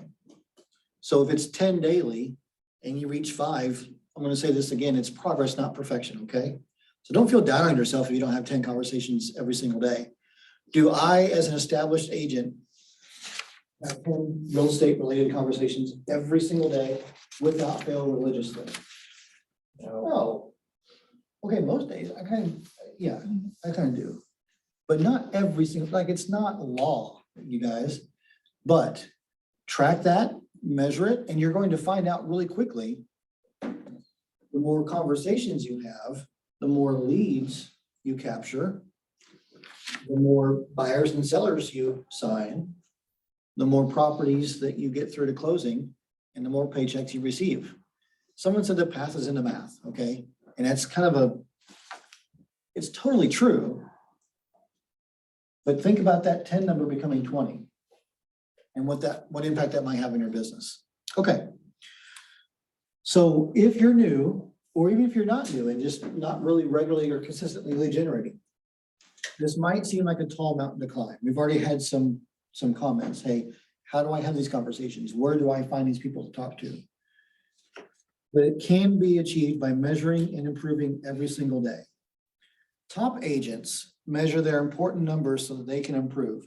Who has a copy of the Red Book? The Millionaire Real Estate Agent. Okay, so a lot of us, if not most of us, do. Are there a lot of numbers in there? Does it talk about measuring your progress? Why might that be important? Well, you know where to focus your energy, Sure. Okay. some daily activities. See what you're doing well and what you're not doing well. Okay, there you go. And we just talked about sharing our goals with our accountability partners, right? So what does that conversation look like every single day? When we're getting on the phone with Mindy and I'm asking Mindy, hey, how did you do? I know she's got a goal to have 30 conversations between now and Friday. And I ask her how it went. Yeah. Will you play man. along with me? Okay. Yeah, sure. Well, I really struggled on that first day. I actually only did 4. So I was pretty upset with myself when I went to bed that night. The following day, though, I got all 10. Felt really There you good. go. Yeah. Okay, so first day maybe didn't feel so great. Second day felt really good, right? Yeah, it felt great to get to the 10, but it's exhausting. Sure. Yeah. How did you do? What is Mindy, so, thank you. Hey, I did really good, by the way. I had 10 conversations and I didn't sing happy birthday to anybody because it scares them away. Nobody I wanted to hear me did. sing either. Yeah. But guys, it's not perfection, it's progress. If you only have 4 conversations in a day, that's all the time, that's all you have time for, that's all you're able to accomplish. That's 4 more than you had yesterday. Okay, and it's something to build upon for the next day. So go after 10 the next day and 10 the next and 10 the next, and it's going to snowball for you fairly quickly, okay? Consistency is key, and having those kind of real conversations with your accountability partner is going to help you maintain that consistency and give you the energy to push through those days where it didn't go so great, right? Okay. If I can hit the present there.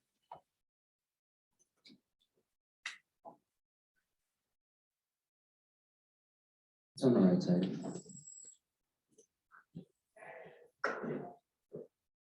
There we go. Okay. So we are going to engage in 10 conversations with people that you know daily. That's the first part of the daily success system is 10 conversations. You may wonder what you should say during those conversations. Anyone else curious? Okay. So yesterday we introduced to you, Shannon did, the Ford method to you.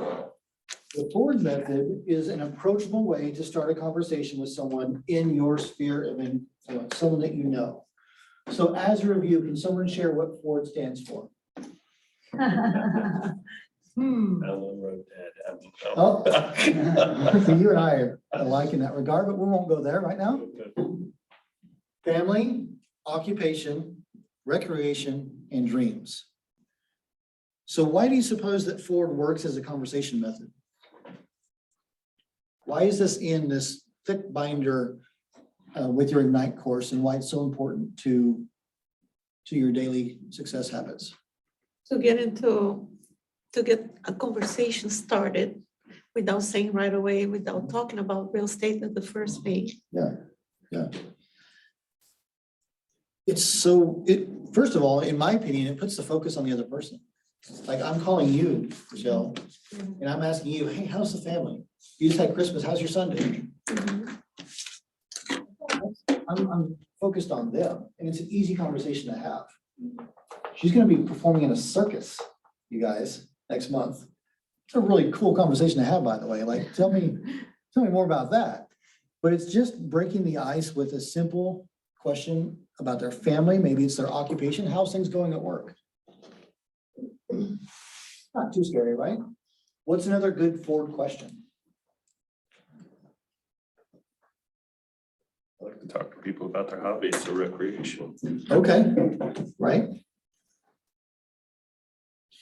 What about dreams? Like, hey, what are your plans for the summer? Any big vacations? You bought your first investment property last summer. Are you gonna buy any more this year? How can we help, right? Those kind of conversations. Write some of these down in your participant guide because these are really important to have on hand.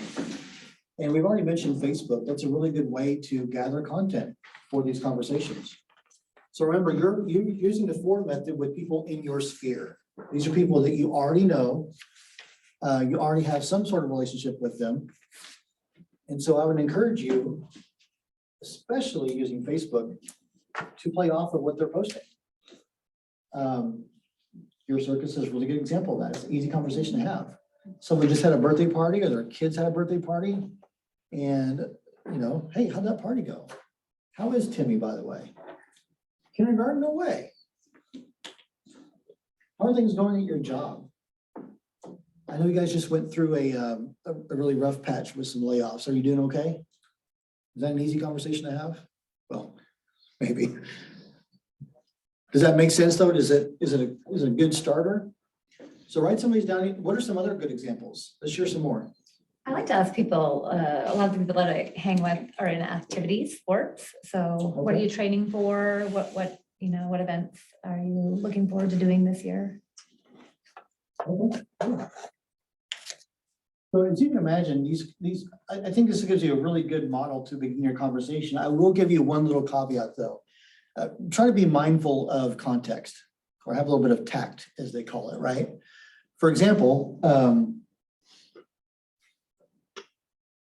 if you're asking someone about their job, hey, how's your job going? And they say, well, I just got laid off. It's been really, really, really rough.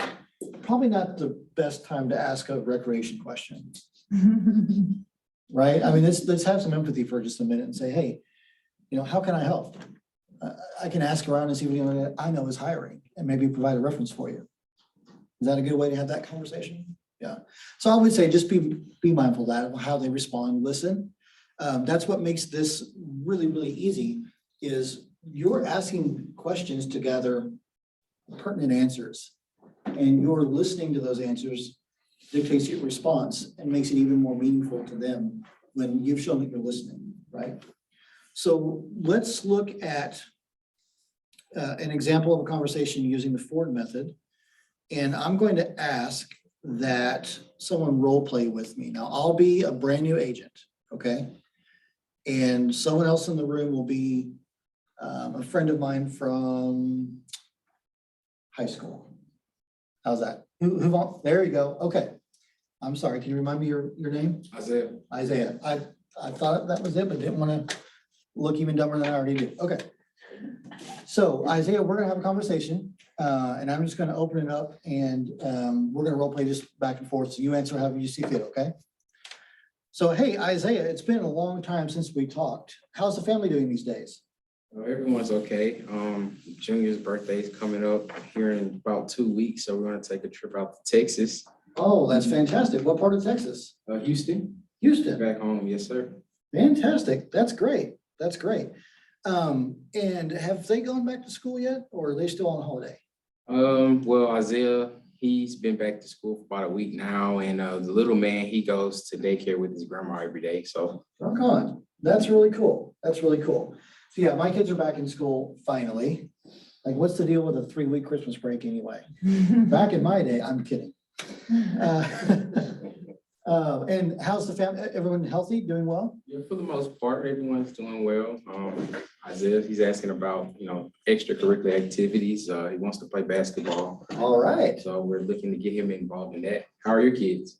Hey, thanks for asking, Isaiah. They're doing really well. We have basketball and soccer season right now. So 4 nights a week, my friend. It is just crazy. But you know what? They're only young ones, right? And they're not very good, but it's fun to watch, okay? Anyway, well, how's things at work, by the way? Work is pretty well. Have no complaints. We just got done with peak season, so we had a lot of extra things and extra overtime. Okay, good. So allowed you to maybe build the coffers up just a little bit, right? Right on, yeah. Well, Isaiah, it's so good to hear that you and your family are doing well. And that just makes my heart so glad right now. I wanted to call you in part to catch up, but also to let you know I've just started into a new business recently. So I've become a real estate agent, and I'm really excited about helping people achieve their dream of home ownership.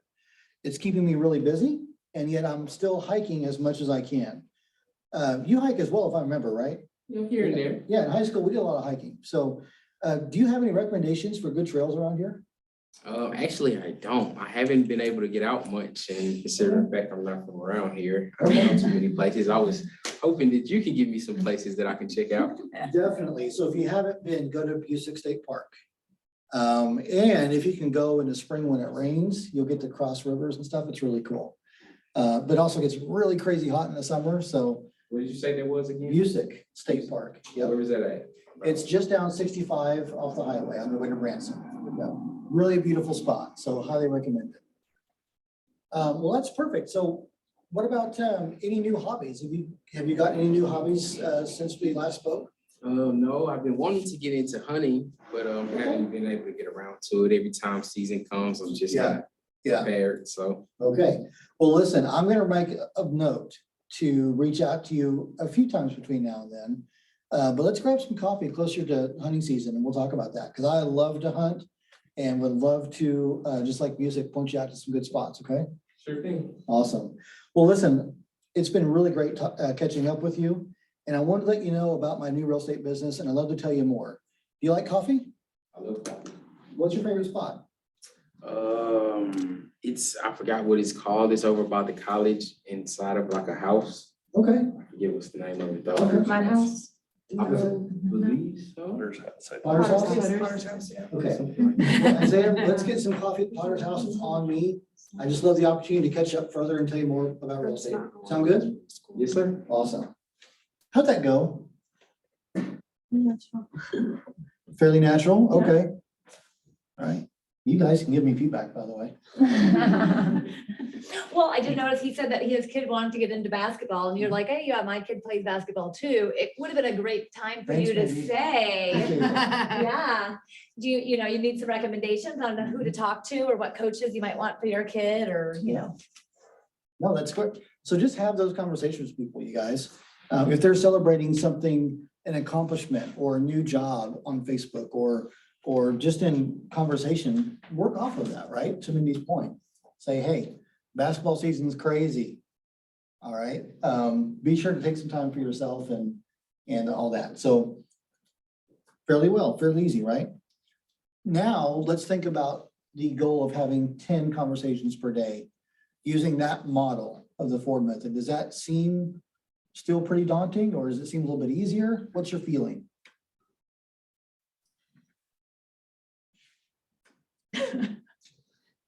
Anyone care to share?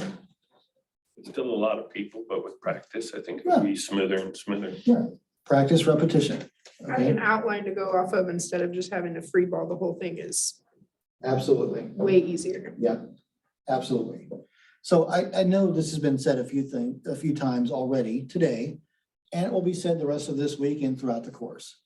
But top agents practice these conversations every single day on top of actually having these conversations with their sphere, right? So I would encourage you, and it's part of your accountability time with your partner, to have that really quick role play just once or twice, and have that conversation so that it becomes easier with time. Practice, right? And progress, not perfection. So don't worry if the conversation feels weird the first few times, or if you run out of things to say, which is my Achilles heel. It gets better, okay? So continue on that. Okay, yeah. So, the thing that I have always struggled with and continue to struggle with is, once the conversation gets going, how to make that less than, 45 minutes. So it feels to me, I feel so inauthentic to be like, oh yeah, hey, that's great. So anyway, like I feel like I'm rushing to I'm in real estate, help me. And then once I get past that part, especially if they have helped me, to then get off the phone gracefully. I don't know if anybody has like really good ideas on how to get off the phone. Reverse it. So reverse it. I know because I'm a 45-minute talker too. I can talk to a Yes. wall. You have to reverse it and make it about them and say, hey, Mindy, I know your time is you're super busy. You got the kids. I just wanted to quickly let you know, blah, blah, blah. And I will let you go and I'll talk to you soon. Like you have to reverse it and make it about them. You being And conscientious of they're their time. conscious of their time. And that's how you get off I like gracefully. You say blah, blah, blah, blah, blah. That's a very effective conversation. But no, that's a really good point. And that's why the model is there, is it does make it about them, right? Now, I know when Isaiah and I role played, it was kind of scripted because I had it here in front of me. And that specific role play was I was a new agent and I was introducing my business to them. However, 9 times out of 10, who knows, statistics are made up sometimes, right? Majority of the time, when the conversation is about them and you're asking them about their job, how do they reciprocate? They ask you about yours. Right. Hey, so how's it going in real estate, by the way? Market's really weird right now. Are you seeing that? Are you busy? Are you not? Are you scared? So a lot of times it's gonna bounce back on you automatically. And do your best to follow the model and move on to the next conversation whenever appropriate. Just be mindful of that, right? There are some tips and tricks of getting off the phone. Can I Share, one? Okay. share. Okay, Yes. so, I have another meeting I'm going into. Yeah, Your you meeting took can be mine. with your kid. It's fine. They don't know, but I have another meeting I need to get to. That's the one I use most often. it works. It does. The point though, guys, is you want to have meaningful conversations with people. Think about it this way. We're talking about phone calls right now. That was a role play. A lot of this can be done via text, Facebook Messenger, whatever. But think about it this way. In today's crazy world that we live in, everyone's busy, running full throttle. And you call someone and they stop what they're doing and answer the phone. What does that tell you? That you're important to them. Absolutely. I'm really bored. Come on now, man. Could be a lot of different reasons, right? But it's just as easy or even more effortless to just let it go to voicemail and forget about it, or to push the silence button, but they answered your phone call. So take the time to have that meaningful conversation, be genuine and make it about them. And that will pay dividends for you throughout your career. And that's lead generation in a nutshell. There's more to it, but that's a really good point, okay? All right, so the second activity in your daily success tracker is to add 10 contacts to your command database daily. Who uses command? Perfect, okay, yeah, just getting started, right? And that's okay. Throughout Ignite, they're gonna talk about your database. And that's synonymous with command, which is where you're entering this information into phone numbers, names, email addresses, home addresses, so on and so forth.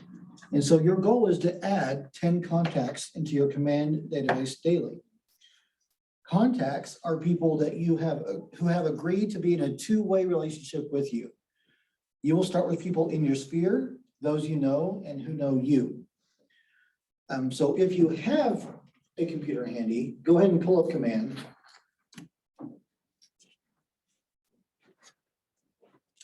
And if you have command, you have the command app on your phone. Perfect, okay. So guys, adding a command, or adding a contact into command. Well, I was supposed to have this ready and I don't. So I'm gonna skip it. It's 2 clicks, by the way. So when you're in command, you tap contacts and then you tap add contact. And here comes the name, the email address, phone number, home address, work address, home anniversary, wedding anniversary, kids' birthdays, whatever you put in there, it's all there. And then last but not least, the third activity of the Daily Success System Tracker is to write 10 handwritten notes to those in your sphere daily. Now, let's be real, that takes a little bit more effort. Okay, you've got to have cards, you've got to have postage, and you've got to have addresses. Look at Miss Janice, she's got cards. And And we'll envelopes. handle the postage. No, okay, fair enough. So what's the purpose of sending a handwritten note to someone? Taking that extra time and effort to make them feel valuable. Absolutely, Make it personal. 100%. I could have asked it this way too. What's the purpose of sending a handwritten note versus like a text? For those reasons right there, right? Much more personal, much more meaningful. Speaking of texts and emails and all the shiny objects, how much physical mail do we get anymore? Like, what does your mailbox look like these days? Junk. Yeah, political ads and. Okay, we're out of that season, but normally it's like. Postcards of somebody who wants to sell my house. Junk mail and bills. It's bills, okay? And maybe one of my postcards, I'm just kidding. If you live in Bolivar, probably so. So think about going through these bills that we all are so excited about. Those go in one section of the counter, right? And then you have this random junk mail, Publishers Clearinghouse, whatever, that goes in the trash can. But you have this personally addressed envelope with a real stamp on it. And their name and address written in ink. I mean, come on, who's not opening that? Who's just a little bit curious? Everybody. So very meaningful, and I think most people appreciate that because they don't get that stuff anymore. It's bills and junk. So to have a handwritten note is a huge, huge boost. And when was the last time you got a handwritten note? Your doctor, your dentist handwrite you a note, said, hey, great to see you the other day. Thanks for paying me 10 grand. Probably not. I think it distinguishes you from other agents because it's not a common practice, you guys. This is a huge leg up in this business, is to take the time to handwrite meaningful notes. So what are some things that you could say to your sphere in these notes? What are some things you can write? Say nice catching up with you and. Yeah. Things like that. Yeah. Isaiah, it was great talking about hunting and basketball with you. Don't forget, I owe you a coffee at Potter's house. Let's make that happen soon. Right? What's another? What's that? I'll hold you to that. All right, let's do it. I thought you said today. I'm like, oh, I can't today. I'm gonna be busy till 7 o'clock tonight.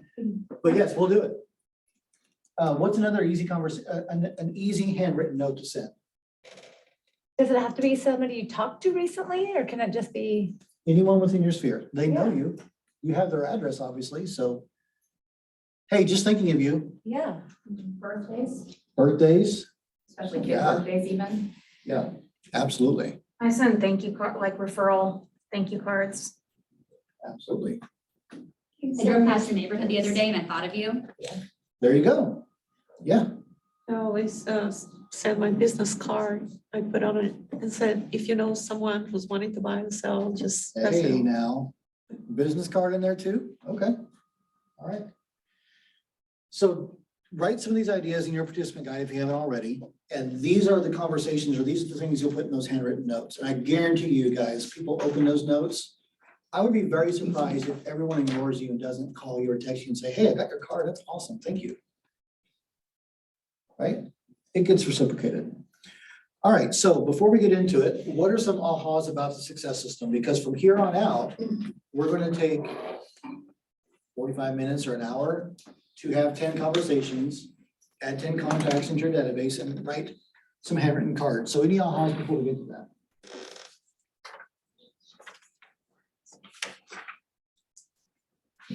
It's possible. Oh, it's possible. Okay. So it was daunting at first, a little bit. Okay. Does a handwritten card count as a conversation? No. I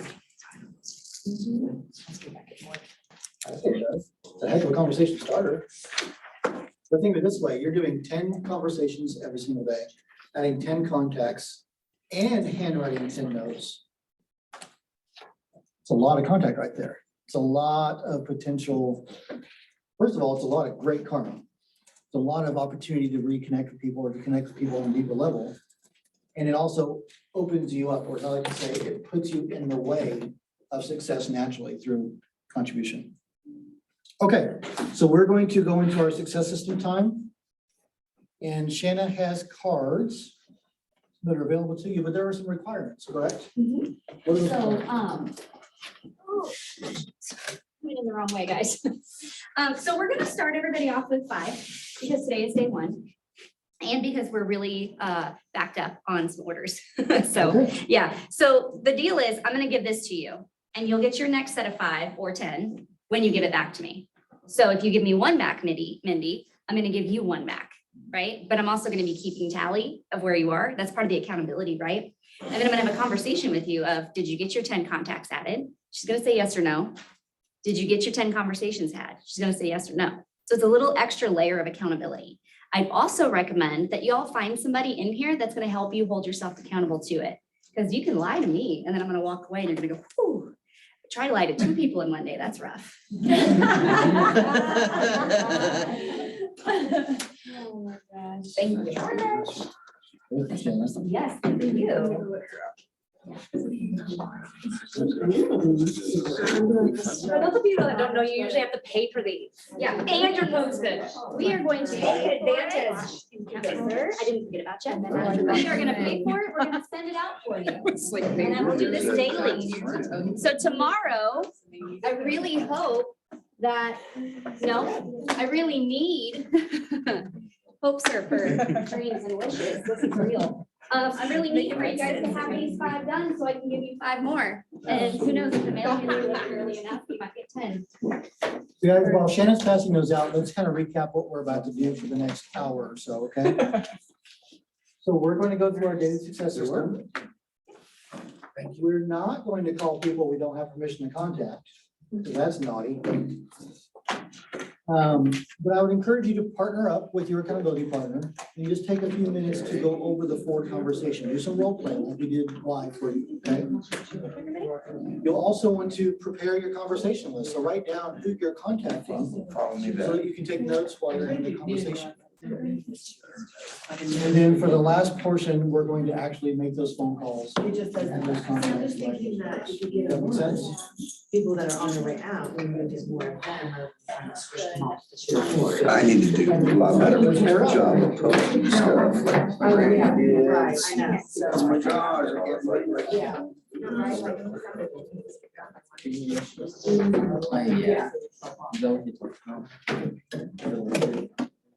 Yeah, baby, what's this? This kid, common core math. Carry on. Let me give Rob a round of applause.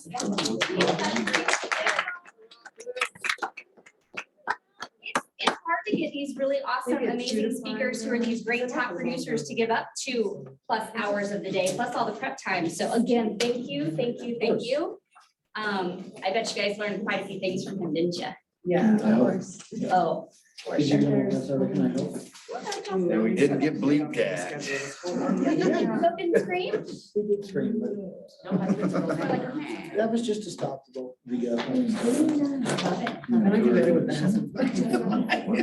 That's what I'm saying. Oh, next day, yeah. Really? Yeah, I kind of do. Okay. 4:30 Eastern to 3:30. So my niece brought out buddy. All this came out. I'm like that. If I make. I wanna get through work. Seahawks and the 49ers. Huh? I have to go 49ers. Yeah, I'm out of Christmas party. I have to. Yeah, I saw two. All right, partner, we're gonna get it done. Football, and then the game. Yeah, I think I'm gonna join that. So you go on Wednesday. And then Zol and I here. Yeah. Yeah. Okay. Yeah. And everybody heard, but I don't want to get close I to will. it. My parents.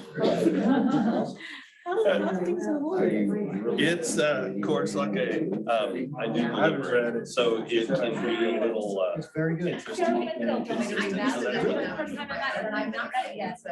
Keep all of that squared away and be consistent about it. But overall, she got it. Yes. We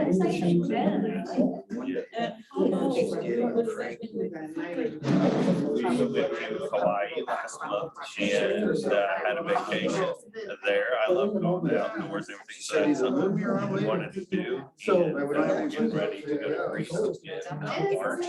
So we're excited about traveling. I can do So that, what you guys? And I just checked on them and they said that they feel They crampy. are. Oh, her too. Well, she's sleeping. That's why I mean. She don't, they don't have her seat to it because he's an early rise. And by the time he's going to bed, she's getting up. Yeah.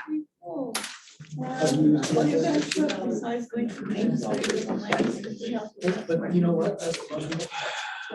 Everything else can be figured out. That's kind of been the main thing, that and, we'll say for this conversation, working a new job. Or working on getting a new job going. So. Getting into real estate. Very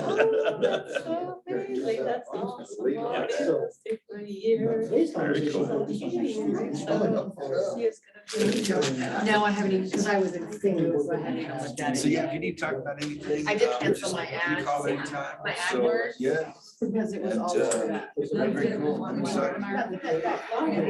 That's what I'm like. I need to come up with something else for that for you. Let's see, yeah. So, thank you. It's just. And they spend. So, but it seemed like. Dealt with some of that with my in-laws, so. Well, it seemed like absolutely time I turned around. And I would have been doing this sooner. But I told everybody, I am not gonna miss this. I'm glad you didn't. I'm jumping way ahead. It's in your book. Well. Well, no, let me come up with something else. Hold on, let me come up with something else. So, I'll go with my older job that I used to do. So I've been working at Queen City for, several years and, they've been, growing, but it's been busy. So, overall, everything's been good. Yeah, that's all I have. Nice talking to you. That's all I have. Maybe next time we can meet somewhere. You and your wife. And I can have lunch or coffee, whatever. Sounds good. You okay with that? Good. It's nice talking to you. That'd be right then. Yeah. So, I guess I need to come up with some other, Like you're not gonna call a realtor. Fair enough. All righty, so. So I work in a bakery. Bakery, okay. What's up? So, with Christmas and the holidays and all of that, how, were you guys really busy? I mean, no, it's been slow down. Because. Yeah. You guys try to send that one for several. Much work there. Okay. And they are just travel, family, so we have instead of a. So I literally said it. Do you guys plan for that throughout the year then? Or- Yeah, we have some. Pretty pleased with it. Always the first time, and I was on that time, so we have. Keep it up, girl. I have till Sunday. Fair enough. So how's your family been? Good, but there's.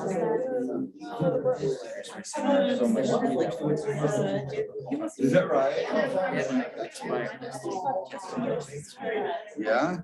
Well, back to me here, because I'm so home to work, see him again. I recently started real estate and yeah, it's kind of a new venture, new year, new venture kind of a thing. And yeah, I appreciate that. That task was really challenging.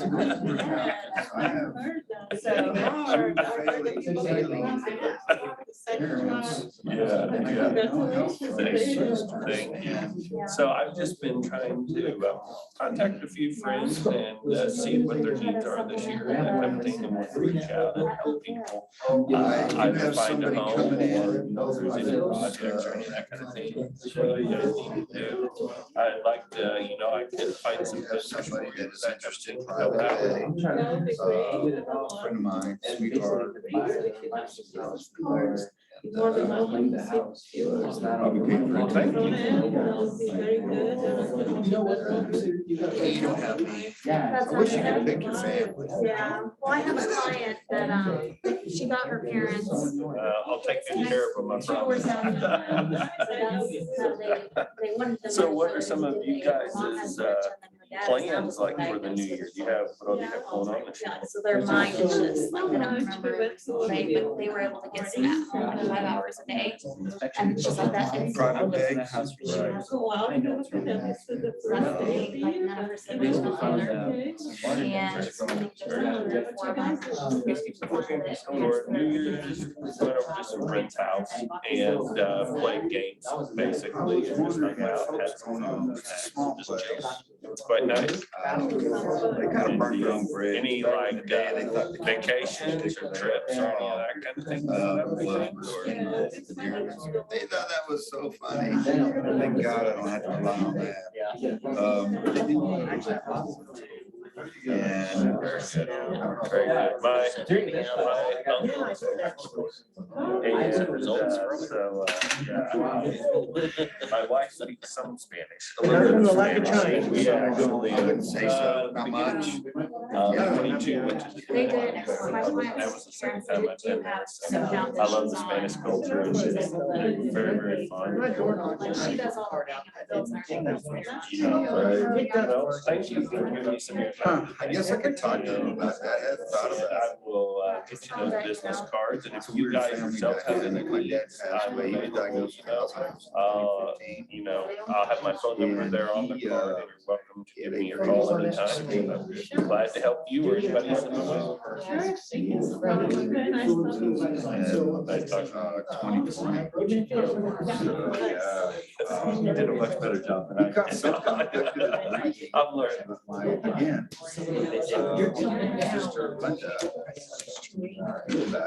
See, Dad knew I used to work in a business as a marketer. I go around and talk to the docs about service.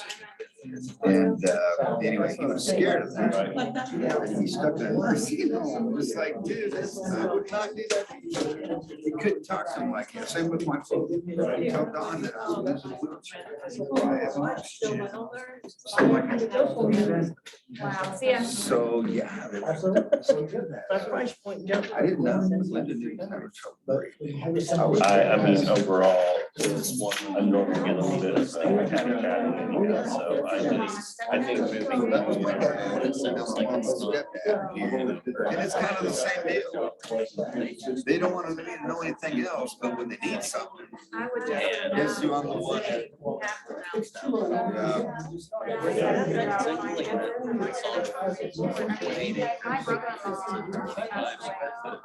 So we're having a better occupation this time. Go ahead. There's Get her ducks in a row, man. My dad did, it was a mess. I asked my folks, so I went to the hospital, take her on the VA clinic. They ended up taking him to the hospital because he was having shortness of breath. And he called me up, told me I need to go wake my mother up and let her know where I'm at. But I asked him the other day, I said, "What about a house key?" He said, "You don't need a house key. How long does he do this happen?" My kid, yeah. I said, my kids, Just checking yeah, out my they uses. know They the should check out my uses. Say- They're gonna be like, another card. It must be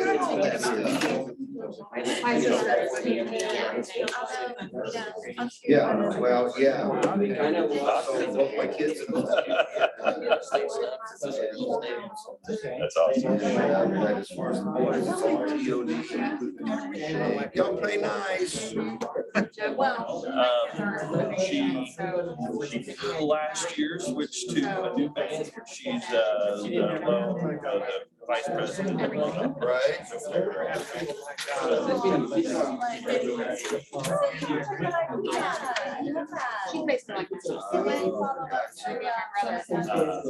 Culture.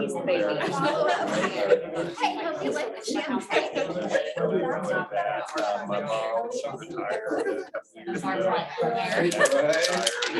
my son would be like, "Oh, he's making me go, making me stop." My little brother. Right, you're not my brother. No, I started photography a few years ago, and that's So yeah, just a lot of dynamics having to deal getting with. clients and just also getting ready It'll be to worth it. have my I told gallery him, I said, at, I'm gonna do this. the nature center here in town, and hopefully generate some business. So, but I love photography, man. Good luck on that. I think you'll do fine. Well, right now I'm at the book, like, I didn't read any of that section. Just now, I just had a free about fair housing. Right? And I got, like, I missed it by 1 point, because I have to like just retake the test until you pass it. You missed by 1 point? Yeah. Awesome, that's pretty good. I'm just trying to. Is that through prep agent or is that through? That would be excellent. I'd love to do the same for you. Maybe we can, like, get some business cards or something. for one another. So you'd be, I love coffee. It makes the world go round. that was one of my things. So I used to have Right here. I helped his brother sell it. The reason I started it. Vacation, the last year. One basically doing that. Anyway, he was, I've been living life. staying out in Sherman. Travel some more. And another one was selling hay leaves, supposedly. So you see leaves to be.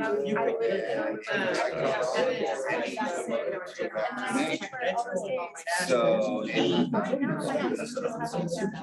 So I started my own, I went in and started my own. I'm calling. Get it somewhere. I have a listing that was very Get a little creative on things. You know, we're just hoping to grow, like I'm hoping to grow the photography business. And my wife does furniture, so she really enjoys. Never let me like still in her prison, so I still get like some her. lotions and And things. she was still getting like drip campaign from Flex. I've been trying to grow as far as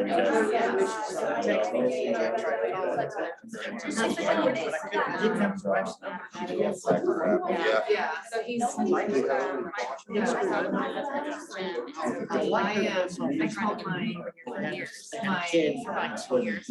Definitely having those partnerships. Yeah,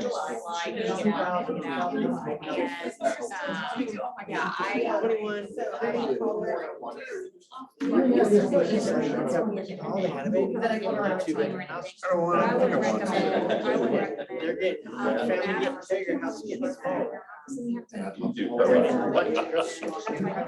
That's awesome.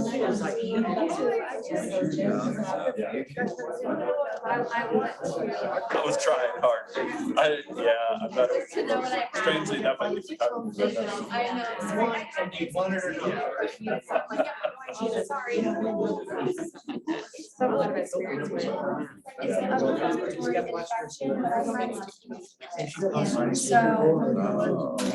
Right, that's right. As far as, yeah, I started to talk to one of the ladies is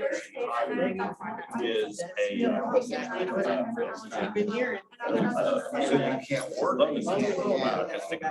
and so I was talking to her about that. They do a lot of agriculture at a particular bank. She's worked at the central bank and also in Southern Again. That night it was Wednesday. Well, he did, I know some of the lenders over there, like seven. See, I'm at the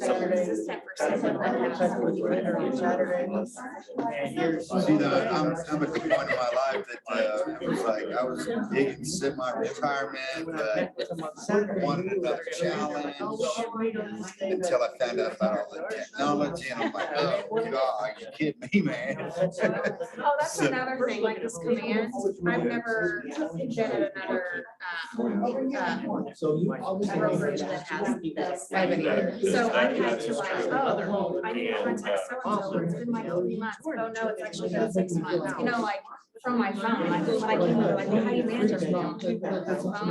My mind, You can choose to be old school still. yeah. You can choose to print out those docs you need and use all the time. You still have to scan them and then upload them, because that's how we're gonna check for compliance and make sure that what you did is right. You want, like, if you make the listing of lines, you want someone on the inside to be like, you spelled that wrong, and you said it was a 1.5 story, and it's obviously like. I know, like, this, or she, before she was at. So might as well do it online once, than having to keep.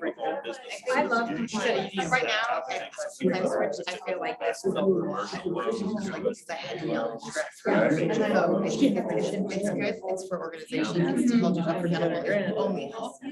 But does it feel like a lot? Yeah. Yeah, and this is the first place you worked at. Yeah. So like. I joined the team. I'm very glad. And I was like, yeah. I think Shirley Swafford is. You sound like you know what you're talking about. But I like the idea that I can, if I have to take vacation, I got somebody's there to help me. And I'm just digging that.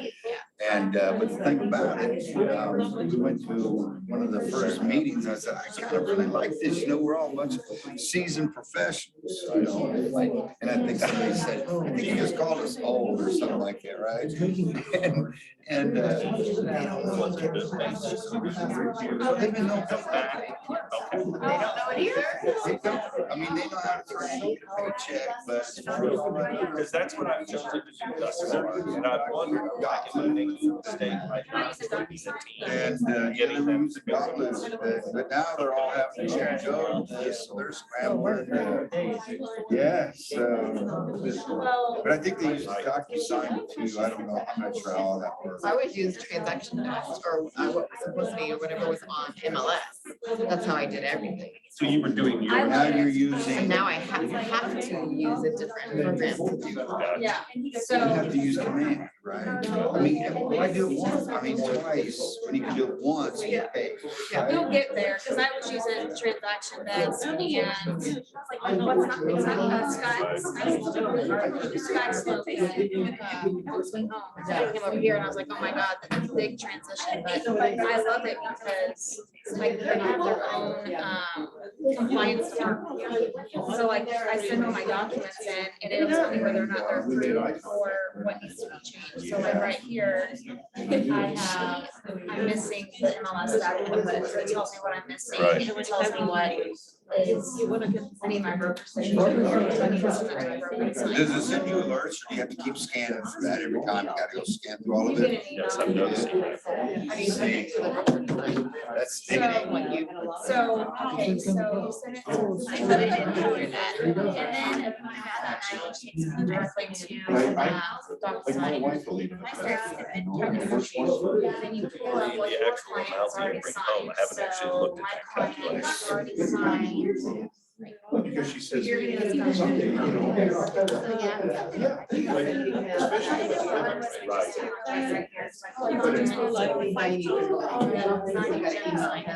Well, that's why I'm starting in here, so then you create a room, website, everything. You got the full. Resend it to them. versus- Yep, right. So you don't have to upload another document, it all goes, it's all in. So that's Like you're 36%. tagging the next person to do their job. So do you bring your clients to the office and fill that out, or you ever do paper first? and then- Where do you do that? Business at their home or? 3,000 something. Most of my clients are.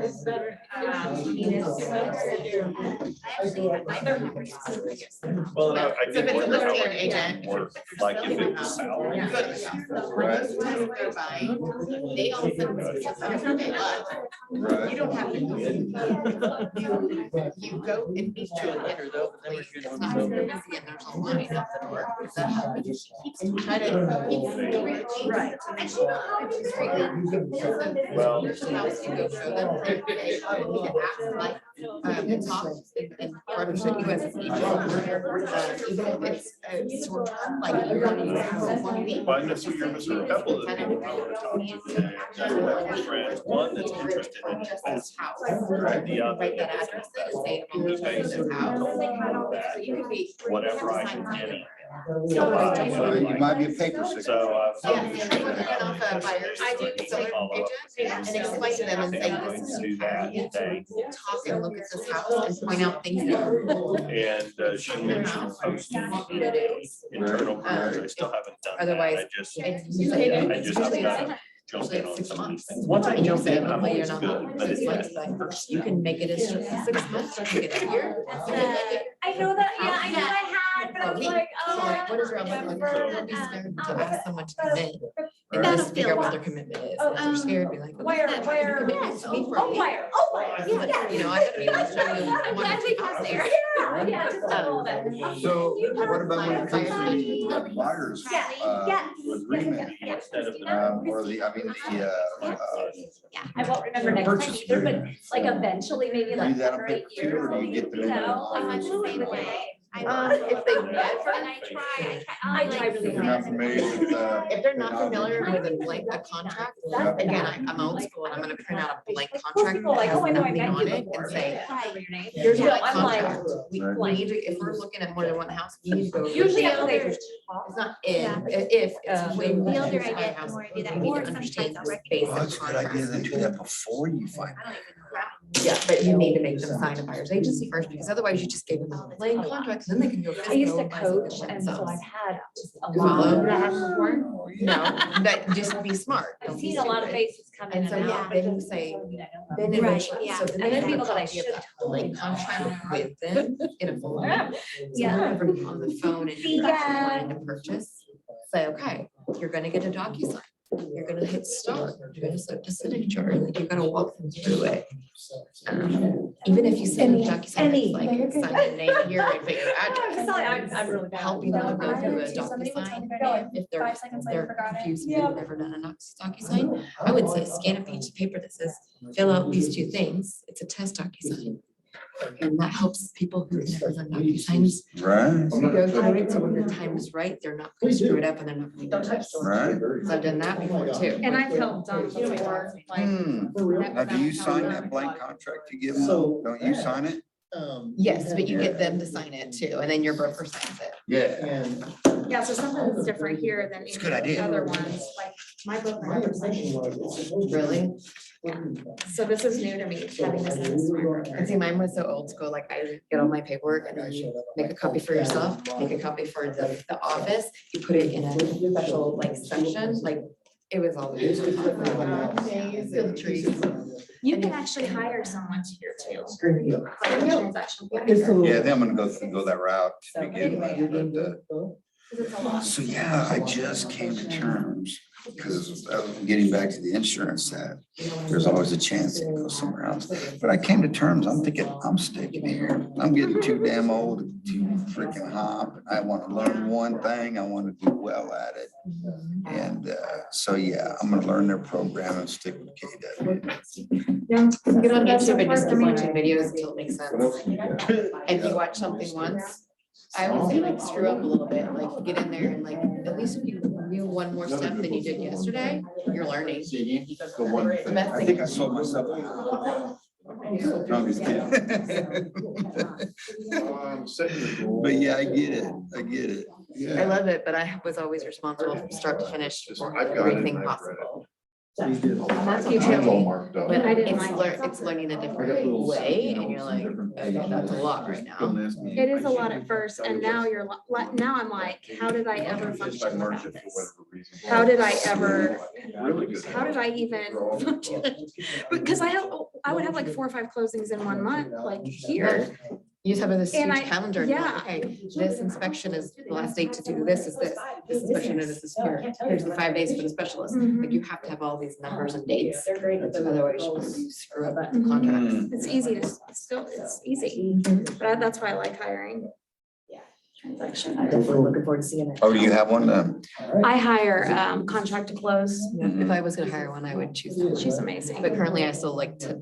What about the one they have here with, or is that what you're talking about? Kathleen? No, that's onward. Oh, Cause I don't. Fair enough. And if I keep. Also, I was just like, making those calls. you'll be ready to let go. Well, I was already nervous, like just transit. Cause I'm like, I what I have- want to know. all I have the no things. business cards. I have no short signs.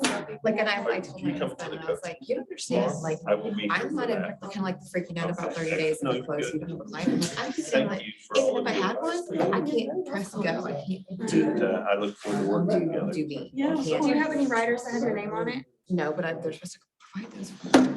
It's part of my contract. They're, Otherwise you call it. they are, I wrote down all the names for the people that interacted, and I'm gonna double check them against my database. And Like see if I have metal? right there and then start. corrugated kind of a, they are super, they follow how to sign I figure if they showed interest. I get a metal sign that's up, one more because I usually would do like writers, and you say like too late or under contract or open house, like you get writers for that. that one is set too late. Yeah, I did in my old, I mean, that was kind of like a trademark. My old business. He trained as one of my. See you all gonna meet He you. was the trainer. Thank you so much. Right. He was at school. If you didn't know something, he would say, find the contract. Don't you feel good? Yeah. You know. He was old school, and so I wanted to learn from him. Yeah. He passed No, away. I love that. Uh, Great. And things quickly Let's go on changed. tour. And then there's 2 people. Help you get to This is Minnesota. lower level. Where the Mayo Clinic But I is, went not our, to the old not school our stupid way. cops. He was gonna make you learn it. Then like If you our didn't know, muscles. you have to look it up and you're gonna present on Monday morning's meeting of Okay. what you screwed up on this week, because you're gonna make everybody. Cops is great. Next week. I love that concept. Like, why didn't you know that? Or like, tell me what you screwed up on. Make you go find it. Oh, really? Oh, that's probably true. I've never. Well, No, but if you have an emergency situation, I. it's nice to have those. Yeah. Yeah. That's probably the right way to put it. Seriously. Well, thank you for some insight. I think I made the right choice. Yeah, I think so. Uh-huh. She's incredible. I'm writing them. Yeah, like I say, I want to learn this and then just kind of keep skating it from semi-retirement. Are they in school? into Hey, are your retirement, kids but in still school be at Bolivar? semi-retired. Are they, okay, so you're. You know what I mean? Well, my son's really good at basketball and I'm like, I told him, I was like, look, 10 more years. I mean, not 10 more years, 5 more years, 5 more years. Cause I'm like, please go to the NBA. Right? At least get a full ride scholarship, you know? Really? Worst case, he'll get a 2-year college, like, worst case, right? Right. Or worse than that, he gets injured, so let's just. I know. We're not gonna say that. We're not gonna speak that into existence. I don't think I could ever fully retire and stand it. Hey. I don't think I could ever fully retire and stand it. Introduce him and these are repeated. Yeah, you did. I know. I was so impressed. And I didn't, I think GP is kind of cool. Yeah. Holly. Anyway, it just, yeah, Yep. I like talking. Yeah. I've been working out of my home for about 37 years for the most part. I just, I ordered my business card. I don't know, I never looked back there, so maybe I feel like I've seen you or Coaching. you've been in one of my houses or something. Maybe. Yeah. You've seen my card before? I've seen it or. Woohoo, I like I would it. definitely stick with that. I have a new card. My new buyer's agent, she's gonna go ahead. Yeah. Oh, where did you come from? So it used to be called Roach Real Estate, and then it was. Was that the girl sitting there? She's my executive assistant. So you She's in the process of getting her license, but I have a buyer's agent as well. Okay. But I started with it. She lives in the Big White House. I have an office here too. Emily, You yeah. do? It's down to, So she's still there? she is, so she's now the broker. Yeah? Love her. Right, so. She gets like. Yeah, I know, but. Something, is that right? She gets. We're in the office maybe 8 hours a week. We work from our house. I mean, or you're showing She properties pays all day. for a radio. Yeah. So it's not work for me. Right now, it's not working. Unless it's my She lives short. on- Like I said, I've been out of my home. Arlington. for 37, Yep. sick of it. Yeah, okay. So yeah, so I started at Rose there in Norton initially. Yeah, I know, I've done that. Yeah, gigantic, so I don't I've really. done that. I came here when I was studying. So. Come over here. Everybody's always so friendly. So. Right, so friendly and helpful. Like when I transferred over here, I had 2 listings the same day. And I'm like, who's gonna show me like how to get on command or whatever you guys call it? I need to know everything and I have 2 listings. Right. And so they like took me in a room and like showed me the crash course and then I had to go live by the end of the day. Right on, how are you? Should have pointed that out. Nice to meet you. I'm Tamara. Tamara, Yep. nice to meet you. Nice to meet you. Tamara. They do have a copy of it. Tell us Yeah. something. So they can't fill it out. Go to work. Send it to them. There's no. Write your cards. So I don't know that I have I really think you anybody else can. that's had address except for Fran. I'm gonna send it. But I can still ride. Facebook has some stuff to do with it. And click everything. Like I. Yeah. Sometimes people put it on their birthday, all kinds of stuff. Send that. Like a It's a one, small little but email. I'm for. Whenever I Energy, see them, I energy, send them a message. Somebody else? Oh, Scan it in. I write the card, but then send them a message. What's your name? Get that for Funny. people's phones. Yes. Nice to meet you. I'll call you. Well, nice talking Nice with you. talking to you. See you tomorrow. You bet. Here. Take I care. got my license back in November. And so I just joined the board basically this month. Nice. So I'm making Getting the feet progress. wet, dipping the toes. Yeah, Are trying to you get, working outside of this as well, or is this your full-time? yeah, I do some outside. I do deliveries basically right now, but this is going to be my primary. Yeah. So What do you make deliveries? DoorDash, Instacart, all that kind of stuff. Yeah. Oh, very cool. Do Amazon Flex. It's a great way to have complete flexibility, so I can do what I need to do when I need to do it. Yep, and still have something. Like Jake's like 1,800 to 2,000 a week. Okay. For real? Uber Eats is what he does. He's in St. Louis. It averages about 25 In the bucks an hour. MLS. and then It's go shocking. I was like, man, I was doing this wrong all these years. Oh, no kidding. I'm like, That is amazing to me. So. That like Sometimes after I you're go, getting parents, "Why don't you guys like after gas and car. Sign here. Overall, it depends on what you're doing, the individual things, like DoorDash, Because ones that have like systems and after all that. stuff like that for $18 an logging. hour. Everything, I haven't had anything that's like, they open it up and not, it's gonna have all. I mean, that's not phenomenal money, but it's enough to. No, but it was totally. Yeah, my wife works over at ONG, so she's the primary income, she takes care of all the bills, and I say. Too, or? Well, that's why I started with this. 'cause I Yeah, told people I we went to talked to Hawaii them. last So I year. should make sure I wrote it Yeah. down and then. I love that. Yeah, all You of these take are. those And then you go back into command and. Yes, all right. So I still, I mean, I've been in March and I still don't utilize command to its full I'm impressed, capacity. yes. That's how I'm pretty cool. I have to visually. I'm starting to do smart plans and Are you HOLL live? someone just showed me something else. I don't know. There you No, go. yeah, and I recognize the part Seller too. either being in, Is that- being in one of your listings or vice versa. Well, and I wonder if Emily may have even. Take care now. had Good. my Nice to meet you. Maybe, Nice to meet but you. I'm really big on like, if I have a listing, The I'll listing always agents, like they're that gonna result decide to something. you card and then you keep all the cards that the agents. Oh, yeah, in your no, house, I so. just caught Oh. No, I call my, I Actually, call put them where Love they need to first. be, Yeah. but they You know, won't just go be like, hey, in this is mine, interest. on the. No, just me too. Oh, I'm sorry, I documents don't that you actually, upload, like, you say have when to like put their the. signatures in the spots that they need to go. Like in the last, like, So I wonder I'm trying if to there's. think of. The Supra, like. Supra. Download it Yeah, as a sheet sheet just into easy on that DocuSign. information. You would have to go in there and physically put their signature. Hey, if you need to sign, Where they need to sign. Especially like Okay. that Well, kind of disease. I do. Well, supposedly they're paying for free for something like this. I meant like if you have a listing tomorrow. Oh. Well, then I was gonna be like, well, you do, you freak out, you're like, okay, like, I don't have a sign, I don't have this, like a. That's what I did. Adam gave me one to borrow. That's what I would have begged, Are you basically. working with the grad team? Uh-uh. No. Who just- who just recruited me here? Oh, gotcha. He works out with my husband. My husband works my husband is his kid's personal trainer. Yep. Same with mine. Dre trains my son with You don't have no Adam's email address. son, but yeah, Adam and Sarah are like my best friends. And are you part of their team? No, yeah, originally, when I was an agent, I deliberately didn't come here because we were too close. And I said, I'm not screwing up our friendship. Mm-hmm. With Adam? Because, yes, I didn't, that was not worth it to me because my son and his son are best friends. And then we go to the lake, any of our free time, it's with them. So I'm like, I want it to be completely separate. Yeah.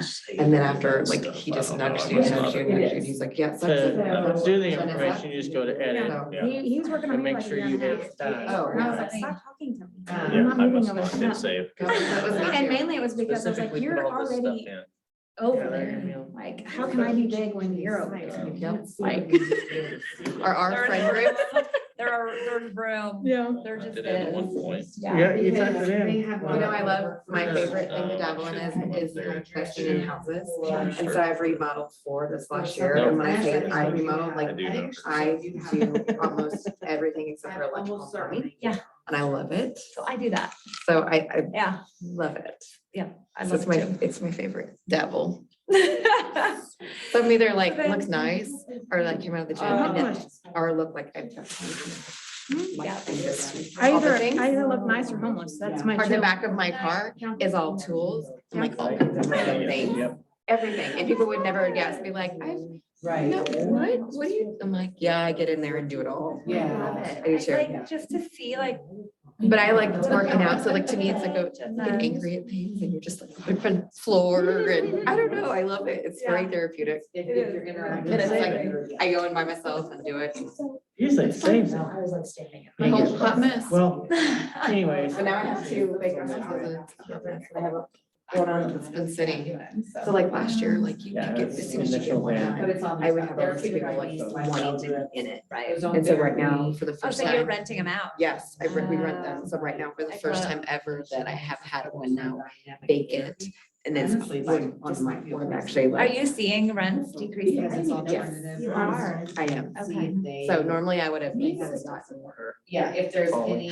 Easily, all day, every day. 2006, 2007 in South Springfield. And now I've just reduced the one that's between Meadow Park and Mercy and it's 5,000. Signed document. Sitting there. So it is on camera. I'm like, I'm probably gonna post on my internal Facebook group, ask, like saying, hey. You're on Facebook. What's your Marketplace. name? Cameron Simpson. Oh, so you have the house on Nottingham? Nottingham? Yeah. You have one on Nottingham? Please, somebody buy it. That'd be great. I would have bought it 4 years ago. There's your signature, your name, your Keller Williams is there. Good luck. your- So I used to live on Canterbury, which is the street right behind it. And now I live on Briar, which is in I Springfield. already marked selling for you, I already got So that that I lived on address. Harper Court. So There. I've lived in like, All that whole neighborhood? yeah, Spring Creek, Ravenwood South, Spring Creek. You're keeping it Kickapoo. Yeah. Yeah. My ex-husband lives in Spring Creek. Yeah. So I told him I would never move more than a mile away. Keep your eyes on them or for the children? Oh, for the kids. Okay, I was like, you mean they'll creep around them? No, no. Like, just to keep it, I keep it literally simple. almost bought the house right next door. Keeping it simple. Yeah, he cooks, so it's actually really good. So like he'll invite me to dinner. That's nice. It'll put in there, not it's. Is he remarried?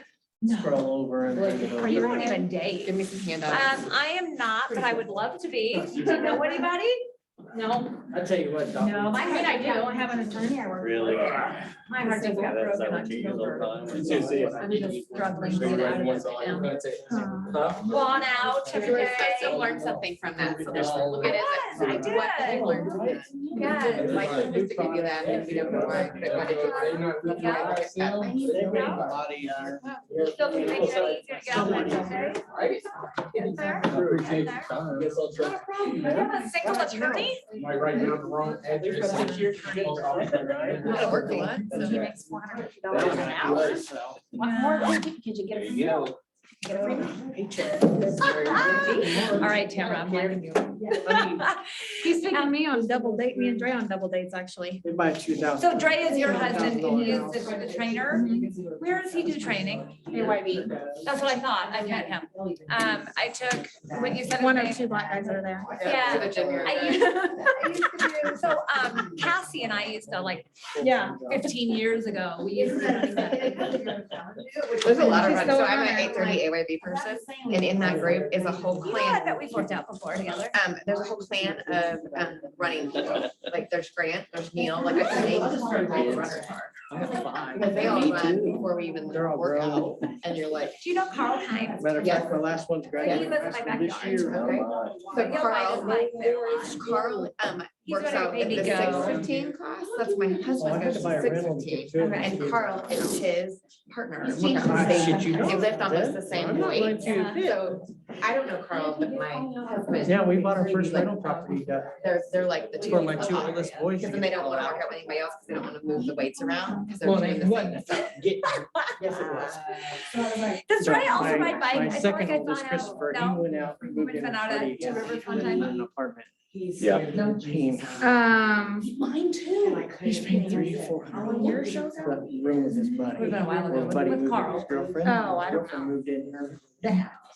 So like we that. took it. Could have been Jenny. That's exactly what I said. I mean, And my son was like, Dad, Please don't just get. moved in. They're all the same. Because Jimmy is like my little brother and I. Dre's like Guess what? quiet, Neither are calm you. and You're collected, moving out. and Jimmy's Moving like, back home. I'm sorry, someone. yes, and I'm not. Yes. Like, I want him to be my trainer though. I don't like, but he gets on my last living nerve. He's a So- lot, he's extra all the It's a time, supermarket market. and not Okay, I don't know these Thank people. God. Oh, okay. But like not And I even. bought a house just right down. No, I've asked him 3 before. blocks down from our. He likes right girls, so he I likes know, girls. I know. So, 42 for a he's, and I'm like, just, because I'm 42, like, but I- hey, because we probably help with him here all the time. Yeah, yeah. And, hey, are we, did you make sure I was on the daycare list? Da, da, da, da. Oh, yeah, I need to put you on there. I mean, just, Space cadet. just, Yeah. just a different, because he's a single dad, he doesn't have, the mom's not the picture. Now my So, youngest we've helped him. is That's why I'm graduating. like, And he sounds like he might be a little ADHD. yeah, and he's literally my age, like, I can't believe that he is the same age as me. I just cannot, I can't believe it.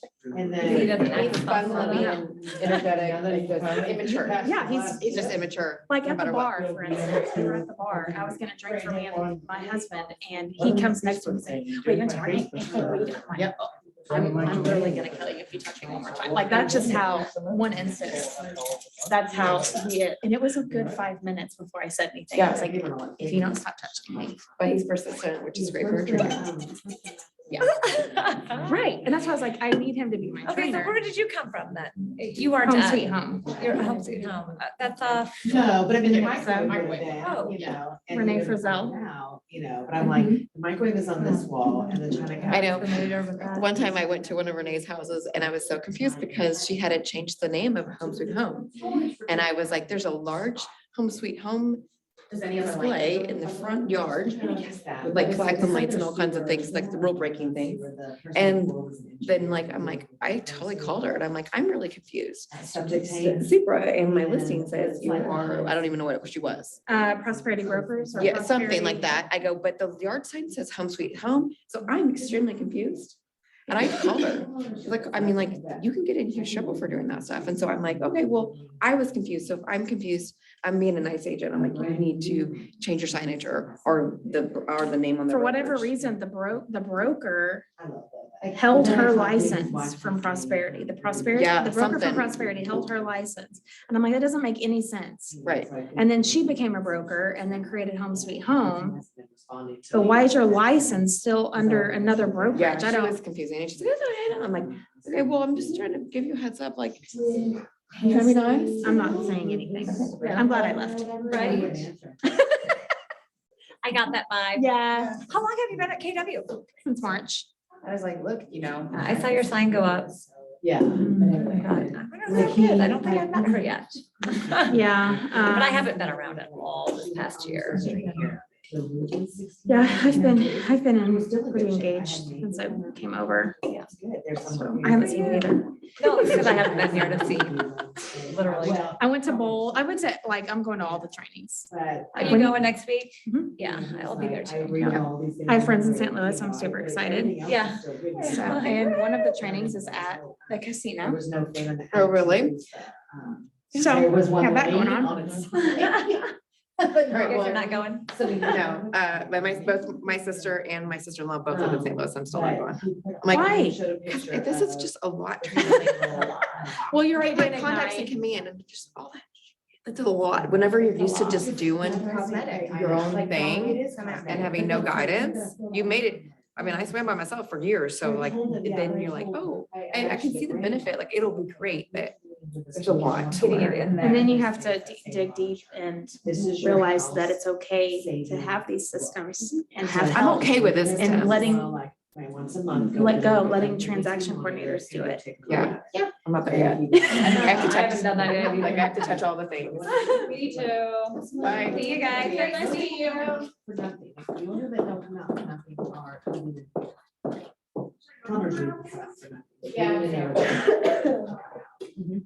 So is Shayna upstairs? Oh, you do? Yeah. I know. I mean. I'll have to send you his contact. Do you have an office up there? I have not even. Well, I mean, I always. My use- land